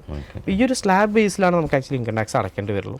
അല്ലാതെ ഇപ്പോൾ നമുക്കൊരു 10 ലക്ഷമുള്ള ആൾക്ക് ഈ 10 ലക്ഷത്തിന് 30% അല്ലെങ്കിൽ ഈ പറഞ്ഞ 10% അങ്ങനെയല്ല. ഈ ഒരു ഇൻകം അത് ആക്ച്വലി ഈ ഇൻകം ടാക്സ് എന്ന് പറയുന്നത് തന്നെ നമുക്ക് സ്മോൾ ഇൻകം ഗ്രൂപ്പ്സിന് സ്മോൾ ടാക്സും ഹയർ ഇൻകം ഗ്രൂപ്പ്സിന് ഹയർ ടാക്സും ഉള്ള രീതിയിലാണ്. അതിൻ്റെ ഭാഗമായിട്ടാണ് ഇപ്പോൾ 7 ലക്ഷം രൂപ വരെയുള്ള ആളുകൾക്ക് റിബേറ്റ് കൊടുത്തിട്ടുള്ളത്. ഇപ്പോൾ കറണ്ട് ഇയറിൽ അത് 12 lakhs വരെയുള്ള ഇൻകത്തിന് റിബേറ്റ് കൊടുത്തിട്ടുണ്ട്. അത് ആക്ച്വലി സാധാരണക്കാരൻ്റെ കയ്യിൽ ഫണ്ട് നിൽക്കും. 12 ലക്ഷം രൂപ വരെയുള്ളതിന് ടാക്സ് കൊടുക്കേണ്ട ആവശ്യമില്ല. ഫുൾ ഇൻകം ആളുടെ കയ്യിൽ അടുത്ത വർഷം തൊട്ടാണ് നമുക്ക് അതിന്റെ ബെനിഫിറ്റ് കിട്ടുന്നത്. ഈ കറന്റ് ഏൺ ചെയ്യുന്ന income current financial year start ചെയ്തത് അതിലാണ് ആ ബെനിഫിറ്റ്. നെക്സ്റ്റ് ഇയർ മുതൽ കുറച്ചും കൂടി ഒരു റിലീഫാണ്. അതെ. അപ്പോൾ സെയിം ടൈം അപ്പോൾ 12 ലക്ഷം രൂപ വരെ ടാക്സ് കൊടുക്കണ്ടെന്ന് പറയുമ്പോൾ തന്നെ ഈ ITR ഫയൽ ചെയ്യുന്ന ആളുകളുടെ എണ്ണം കൂട്ടാൻ വേണ്ടിയിട്ടായിരിക്കാം ഗവൺമെന്റ് ഇതും. അതെ. അത് ആ ഒരു പേടി ആളുകൾക്ക് മാറും. കാരണം 12 ലക്ഷം രൂപ ഉള്ള ടാക്സ് അടയ്ക്കേണ്ട പിന്നെ ഫയൽ ചെയ്തേക്കാം, ഈ ബെനിഫിറ്റ് ഒക്കെ കിട്ടും, ബെനിഫിറ്റ് കാര്യങ്ങൾ കിട്ടും. അതെ. അപ്പോൾ ഈ 12 ലക്ഷം രൂപ വരെ ടാക്സ് കൊടുക്കണ്ടെന്ന് പറയുമ്പോൾ നമ്മൾ നിലവിലുള്ള ഓൾഡ് റെജീമിൽ ആ ഒരു 80C-Dയുടെ അണ്ടറിലുള്ള ആ ബെനിഫിറ്റ് നമുക്ക് അത് കിട്ടില്ല. അതായത് ഇപ്പോൾ ന്യൂ സ്കീം ഓൾഡ് സ്കീം എന്ന് പറയുന്നുണ്ടല്ലോ. ആക്ച്വലി അതിൽ മെയിൻ ഡിഫറൻസ് പറഞ്ഞാൽ നമുക്ക് ഒരുപാട് ഡിഡക്ഷൻസ് ക്ലെയിം ചെയ്യുന്ന പരിപാടി പറ്റില്ല. അതായത് നമുക്ക് ഇൻഷുറൻസ്, മ്യൂച്വൽ ഫണ്ട്, അതുപോലെ ഹൗസിംഗ് ലോണിനൊക്കെ നമുക്ക് ക്ലെയിമുകൾ, ടാക്സ് സേവിംഗ് മ്യൂച്വൽ ഫണ്ട് കാര്യങ്ങളൊക്കെ നമുക്ക് ക്ലെയിം ചെയ്യാൻ പറ്റിയായിരുന്നു എന്തിൽ ഓൾഡ് സ്കീമിലാണ് വെച്ചാൽ. ന്യൂ സ്കീമിൽ ആക്ച്വലി വേറെ ഡിഡക്ഷൻസും ക്ലെയിമും കാര്യങ്ങളും ഒന്നുമില്ല. സ്ട്രൈറ്റ് നമ്മുടെ ഗ്രോസ് ഇൻകത്തിനാണ് ആക്ച്വലി. ഗ്രോസിംഗ് പറഞ്ഞാൽ ബിസിനസ് ആണെച്ചാൽ നെറ്റ് പ്രോഫിറ്റ്, സാലറി ആണെച്ചാൽ ഗ്രോസ് സാലറി. ഓക്കെ. മറ്റേത് നമുക്ക് സാലറി നമുക്ക് HR അലവൻസ്, റെന്റിന് ഡിഡക്ഷൻസ് ഉണ്ടായിരുന്നു. അതുപോലെ നമുക്ക് ഹൗസിംഗ് ലോൺ അതിന് ഡിഡക്ഷൻ ഉണ്ടായി, എഡ്യൂക്കേഷൻ ലോൺ ഡിഡക്ഷൻ ഉണ്ടായിരുന്നു, കുട്ടികളുടെ ഓരോ ടാക്സ് സേവിംഗ് ഡെപ്പോസിറ്റ്സുകൾക്ക് അതിനൊക്കെ ഡിഡക്ഷൻസ് ഉണ്ടായിരുന്നു ഓൾഡ് സ്കീമിൽ. ഇപ്പം നിലവിൽ അതില്ല. ഇപ്രാവശ്യം മാത്രമല്ല, നമുക്ക് ഈ പ്രാവശ്യത്തെ ഫയലിങ്ങിൽ നമുക്കൊരു വലിയൊരു കുറേ കാര്യങ്ങൾ അവർ ആഡ് ചെയ്തിട്ടുണ്ട്. ITR 1ഉം 2 ആഡ് ചെയ്തിട്ടുണ്ട്. അതായത് ഡിക്ലെയർ നമുക്ക് നോർമലി നമുക്കൊരു LIC പോളിസി എടുത്തു അല്ലെങ്കിൽ ഒരു മ്യൂച്വൽ ഫണ്ട് ഡെപ്പോസിറ്റ്, ആ ഡെപ്പോസിറ്റ് എമൗണ്ട് മാത്രമാണ് ആക്ച്വലി അതിൽ കാണിക്കേണ്ട ആവശ്യം ഉണ്ടായിരുന്നത്. ഇപ്പോൾ ആക്ച്വലി ആ ഫോം കുറച്ച് കൂടി ഇതാക്കി. അതായത് ട്രാൻസ്പെറൻസിക്ക് വേണ്ടിയിട്ടാണ്, കൂടുതൽ ടാക്സ് ഇവേഷൻസ് ഒഴിവാക്കാൻ വേണ്ടിയിട്ടാണ് ഗവൺമെൻറ് ചെയ്തിട്ടുള്ളത്. നമ്മുടെ ഏത് ഇൻഷുററുടെ കയ്യിലാണ് ആ ഇൻഷുറൻസ് എടുത്തിട്ടുള്ളത്, അതിൻ്റെ ഇൻഷുറൻസ് പോളിസി നമ്പർ എത്രയാണ്, ആ കാര്യങ്ങളെല്ലാം ഇപ്പോൾ ഡിക്ലെയർ ചെയ്യേണ്ടതായിട്ട് വന്നിട്ടുണ്ട്. പക്ഷേ ആക്ച്വലി കുറച്ച് നല്ലതാണ്. ആക്ച്വലി പക്ക ഡോക്യുമെൻ്റ് വേണം. അതായത് ചുരുക്കി പറഞ്ഞാൽ അത്രയേ ഉള്ളൂ, നമ്മൾ ക്ലെയിം ചെയ്യുന്ന ഓരോ ഡിഡക്ഷനും പക്ക ഡോക്യുമെൻ്റ് ചെയ്യിപ്പിക്കാം. ഡോക്യുമെൻ്റ് ഇല്ലാത്ത കാര്യം, നമ്മളിപ്പോൾ എന്തൊക്കെ ക്ലെയിം ഉണ്ട് വെച്ചാലും നമുക്ക് ഡോക്യുമെൻ്റ് ഇല്ലെങ്കിൽ നമുക്ക് ആ ക്ലെയിം എടുക്കാൻ പറ്റില്ല. അത് കുറച്ച് മുന്നേ അതുള്ളത് തന്നെയാണ്. പക്ഷേ ഇപ്പം അത് ഗവൺമെൻറ് ആ ഫോമിൽ കൂടി അത് കൊണ്ടുവന്നിട്ടുണ്ട്. ഇപ്പോൾ അത്തരം കുറച്ച് കാര്യങ്ങളും ആഡ് ചെയ്യാൻ വേണ്ടിയിട്ടാണ് തോന്നുന്നു ആക്ച്വലി ITR 3ഉം കാര്യങ്ങളും 2 ഒക്കെ ഇപ്പോഴും വന്നിട്ടില്ല. അത്രയും അതിൽ അപ്ഡേഷൻസ് നടന്നുകൊണ്ടിരിക്കുന്നുണ്ട്. അപ്പോൾ അതായത് ഒരു നെക്സ്റ്റ് ഒരു 2-3 ഇയറിന് ശേഷമാണ് ഈ ഒരു മേഖല കുറച്ചും കൂടിയും അതെ അതെ അതെ ഇപ്പോഴും ഫോംസ് ഒക്കെ ഡിലേ ആണ്. ഇപ്പോഴും നമ്മൾ ഓഫീസിൽ സ്റ്റാർട്ട് ആക്കിയോ ഇപ്പോൾ ഓഫീസ് ഇപ്പോൾ 1ഉം 4 ഒക്കെ ഫയൽ ചെയ്തുകൊണ്ടിരിക്കുന്നുണ്ട്. ട്രേഡേഴ്സ് ഇപ്പോൾ ഏത് ട്രേഡേഴ്സ് നോർമലി വരിക അത് അവരുടെ ഇൻകം ക്ലാസിഫൈ അനുസരിച്ച് ഓരോത് മാറും. ഓരോ ഇൻകം നമ്മുടെ ഏതൊക്കെ നേച്ചർ ഓഫ് ഇൻകം ഉണ്ടോ അതിനനുസരിച്ചിട്ട് ITR 1 ആണോ 2 ആണോ 3 ആണോ, അതായത് ആക്ച്വലി നമ്മൾ നോർമൽ ഇൻകം ഡിക്ലെയർ ചെയ്യാനുള്ള ഓരോ ഫോമാണ് ആക്ച്വലി 1, 2, 3 എന്നൊക്കെ പറയുന്നത്. അത് ഓരോ ഇൻകം കാറ്റഗറിക്ക് അനുസരിച്ച് അവർ ഡിസൈൻ ചെയ്തിട്ടുണ്ട്. അവരുടെ ഡീറ്റെയിൽസ് ഫില്ല് ചെയ്യാൻ പാകത്തിനാണ് അത് ഡിസൈൻ ചെയ്തിട്ടുള്ളത്. അപ്പോൾ അത് ഏതാണോ അവർക്ക് അപ്ലിക്കബിൾ ആവുന്ന ആ ഫോമിലാണ് നമ്മൾ സബ്മിറ്റ് ചെയ്യുക. ഇപ്പോൾ ബിസിനസ്സായിട്ട് കാണിക്കുന്ന ആളുകൾക്കൊക്കെ ITR 3 ആയിരിക്കും വേണ്ടി വരിക. നോർമലി ക്യാപിറ്റൽ ഗെയിൻ ആയിട്ട് കാണിക്കുന്നവർക്ക് ITR 2 ഒക്കെയാണ് വേണ്ടി വരിക. അതിൻ്റെ കാര്യം വേണം. ഇപ്പോൾ നമ്മുടെ long time short time capital gain ടാക്സിന് വ്യത്യാസം വന്നിട്ടുണ്ട്. അപ്പോൾ എന്താണ് ഇപ്പോൾ നമ്മുടെ long time capital gain tax, short time capital gain tax? Actually നമുക്കൊരു കുറച്ച് വർഷങ്ങൾക്ക് മുന്നേ വരെ ഈ ലോങ് ടൈം ക്യാപിറ്റൽ ഗെയിനിന്, അതായത് ഇക്വിറ്റി ട്രേഡിങ്ങിൻ്റെ ഇതിൽ നമുക്ക് ആക്ച്വലി 0 ടാക്സ് ആയിരുന്നു, ഫുള്ളി എക്സംപ്റ്റഡ് ആയിരുന്നു. പക്ഷേ ഇപ്പോൾ അത് കുറേശ്ശെ ആയിട്ട് നമുക്ക് ടാക്സിലേക്ക് അത് കയറി വന്നിട്ടുണ്ട്. ഗവൺമെൻറ് അതിനെ മെല്ലെ ടാക്സിൽ ഇതിൽ ഈ ഇങ്ങനെ കൂട്ടി വരുമ്പോൾ ഉണ്ടല്ലോ ഏറ്റവും കൂടുതൽ ബുദ്ധിമുട്ട് അനുഭവിക്കുന്നത് നമ്മൾ ട്രേഡേഴ്സാണ്. കാരണം ആ സമയത്ത് മാർക്കറ്റ് വളരെ വോളറ്റിലായിരിക്കും, മാർക്കറ്റ് ക്രാഷാവും, വലിയ ബുദ്ധിമുട്ടുണ്ടാവും. സാധാരണക്കാരെ സംബന്ധിച്ച് ആ ഒരു ഏരിയ അത്ര കൺസേൺ അല്ല. പക്ഷേ ട്രേഡേഴ്സിനെ സംബന്ധിച്ച് long time short time capital gains ആണ് കൺസേൺ ആയിട്ടുള്ളൊരു പോയിന്റ് ഉള്ളത്. ഷോർട്ട് ടൈം 15 ഉള്ളത് 20 ആക്കിയിട്ടുണ്ട്. പക്ഷേ നമ്മൾ ടാക്സിനെ പൊതുവെ ആളുകൾ പേടിക്കുന്നുണ്ട്. പക്ഷേ എൻ്റെ ഒരു പെർസ്പെക്റ്റീവിൽ നമ്മൾ കൂടുതൽ ടാക്സ് ഗവൺമെൻറ്റിലേക്ക് കൊടുക്കുക, അതിനർത്ഥം കൂടുതൽ നമ്മൾ ഏൺ ചെയ്യുക എന്നുള്ളതാണ്. അതെ, കുറച്ച് ടാക്സ് കൊടുക്കുക എന്ന് പറയുന്നത് നമ്മൾ ഏൺ ചെയ്യുന്നില്ല എന്നുള്ളതാണ്. അതെ അതെ അതെ അല്ല, അപ്പോൾ കൂടുതൽ ടാക്സ് കൊടുക്കാനായിട്ടല്ലേ നമ്മൾ ആഗ്രഹിക്കേണ്ടത്. അതെ അതെ, നമ്മളെപ്പോഴും നമ്മുടെ ഇൻകം ടാക്സിനെ കുറിച്ചിട്ട് ആക്ച്വലി ബോധർ ചെയ്യരുത്. നമുക്ക് ഇൻകം പ്രോഫിറ്റ് ഉണ്ടെങ്കിൽ മാത്രമേ നമ്മൾ ടാക്സ് കൊടുക്കേണ്ട ആവശ്യമുള്ളൂ. നമുക്ക് എന്ത് ചെയ്യാം, ഇൻകം ഇല്ലെങ്കിൽ നമുക്ക് എന്ത് ചെയ്യേണ്ട ആവശ്യമില്ല, ടാക്സ് കൊടുക്കേണ്ട ആവശ്യമില്ല. ഒരാൾ നമ്മുടെ നിർബന്ധമായിട്ട് ടാക്സ് അടക്കണം എന്ന് പറയില്ല. ഹോളിവുഡ് നടന്മാരൊക്കെ ഇത്ര കോടി ടാക്സ് കൊടുത്തു എന്നൊക്കെ. അതെ അതെ അതെ, അപ്പം അത് എൻ്റെ പോയിന്റ്, നമ്മളും അതുപോലെ കൂടുതൽ ടാക്സ് കൊടുക്കാൻ ആഗ്രഹിക്കുക. അതെ അതെ, അതിനർത്ഥം നമ്മൾ ഏൺ ചെയ്യുന്നു എന്നുള്ളതാണ്. അത് അവരെ സംബന്ധിച്ച് അവർ ഷെയർ മാർക്കറ്റ് വാല്യൂ ആണ് ഇപ്പോൾ കൂടുതലായിട്ട് നോക്കുന്നത്. വലിയ കമ്പനീസ്, കോർപ്പറേറ്റ്സ് ഒക്കെ അവർ ആക്ച്വലി അവർ ഇത്രയും ടാക്സ് കൊടുക്കുന്നു എന്ന് പറഞ്ഞു കഴിഞ്ഞാൽ അത്രയും പ്രോഫിറ്റബിൾ ആണ് ആ സ്ഥാപനം. അതാണ് അതിൽ കാണിക്കുന്നത്. സോ അവർ മാർക്കറ്റ് വാല്യൂ കൂടുതൽ ഓരോ ഫിനാൻഷ്യൽ ഇയർ അവർ ഫിനാൻഷ്യൽ സ്റ്റേറ്റ്മെന്റ് റിപ്പോർട്ട് ഔട്ട് ചെയ്യുമ്പോൾ മാർക്കറ്റ് വാല്യൂ നമ്മൾ കാണുന്നുണ്ട്, കമ്പനികളുടെ കയറാറുണ്ട്. അത് കമ്മിയായിട്ട് കാണിക്കുമ്പോൾ മാർക്കറ്റ് വാല്യൂ കമ്മിയാവും. ആക്ച്വലി നമ്മളൊരു നല്ലൊരു ഡെവലപ്മെന്റ്, നല്ലൊരു ഹൈ ലെവലിൽ എത്തണമെന്ന് ആഗ്രഹിക്കുന്ന ആൾക്കാർ പ്രോപ്പർ അധികം ടാക്സ് കൊടുക്കണം എന്നല്ല കേട്ടോ പറയണത്. കുറേ ടാക്സ് നമ്മൾ വെറുതെ ഓവർ പേയ്മെന്റ് ചെയ്തിട്ട് ടാക്സ് കൊടുക്കണം എന്നല്ല പറയുന്നത്. കറക്റ്റ് പേയ്മെന്റ് ടാക്സ് പതിയെ പതിയെ കൂടി വരുന്നു, നമ്മുടെ പ്രോഫിറ്റ് കൂടി എന്നുള്ളത് നിങ്ങൾക്ക് സ്വയം മനസ്സിലാക്കാൻ പറ്റും. അതെ അതെ അതെ. അപ്പോൾ ഈ വർഷത്തെ ടാക്സിൻ്റെ ഗവൺമെൻറ് ഭാഗത്തു നിന്ന് വെബ്സൈറ്റൊക്കെ സജ്ജമായോ അപ്പോൾ നിലവിൽ? അതന്നെ, നേരത്തെ ITR 1, 4 അങ്ങനെ 2 കാറ്റഗറി, സാലറിക്കാർക്കും അതേപോലെ സ്മോൾ ബിസിനസ് ഗ്രൂപ്പിന് ഫയൽ ചെയ്യാവുന്ന രീതിയിലുള്ള ഫോംസ് റെഡി ആയിട്ടുള്ളൂ. ആക്ച്വലി കുറച്ചൊരു ടാക്സ് ഓഡിറ്റ് അവർക്കുള്ള ഫോംസ്, അതേപോലെ ഒരു മിഡിൽ ക്ലാസ് നിൽക്കുന്ന ബിസിനസ്മാരുണ്ടാവും, അവരുടെ ഒന്നും ഫയൽ ചെയ്യാറുള്ള ഇതായിട്ടില്ല. പക്ഷേ ഞാൻ പല സമയങ്ങളിൽ കണ്ടിട്ടുള്ളത് അവസാന സമയത്ത് ഒരു വലിയൊരു തിരക്ക് കൂടുതലുണ്ട്. അത് ഒഴിവാക്കാനായിട്ട് ആദ്യമേ തന്നെ സമീപിച്ച് നമ്മുടെ ഡോക്യുമെൻറ്റ്സ് എല്ലാം തന്നെ കൊടുത്ത് ഇതിൻ്റെ പ്രോസസ്സ് തുടങ്ങി വെക്കുന്നത് നന്നായിരിക്കും അല്ലേ? അത് വലിയൊരു കാര്യം, നമുക്ക് ആൾക്കാർക്ക് പറഞ്ഞു കൊടുക്കാൻ പറ്റുന്ന ഒരു മെസ്സേജാണ്. അതായത് നോർമലി നമുക്ക് ഈ ഓൾ ഇന്ത്യ ലെവലിൽ ഇൻകം ടാക്സ് റിട്ടേൺ ഫയൽ ചെയ്യാൻ നോർമലി ഒരു 45 ഡേയ്സേ കിട്ടുള്ളൂ. 45 ഡേയ്സ്, അതായത് ജൂലൈ 31 ആണ് ഗവൺമെന്റ് ഫിക്സ് ചെയ്തിരിക്കുന്ന ഡേറ്റ്. ഈ വർഷം മാത്രം ഒരു എക്സ്റ്റെൻഡ് ചെയ്തിട്ടുള്ളതാണ്. അവരുടെ ഭാഗത്ത് നിന്ന് ഫോം റെഡി ആവാത്തത് കൊണ്ട് എക്സ്റ്റെൻഡ് ചെയ്തിട്ടുള്ളതാണ്.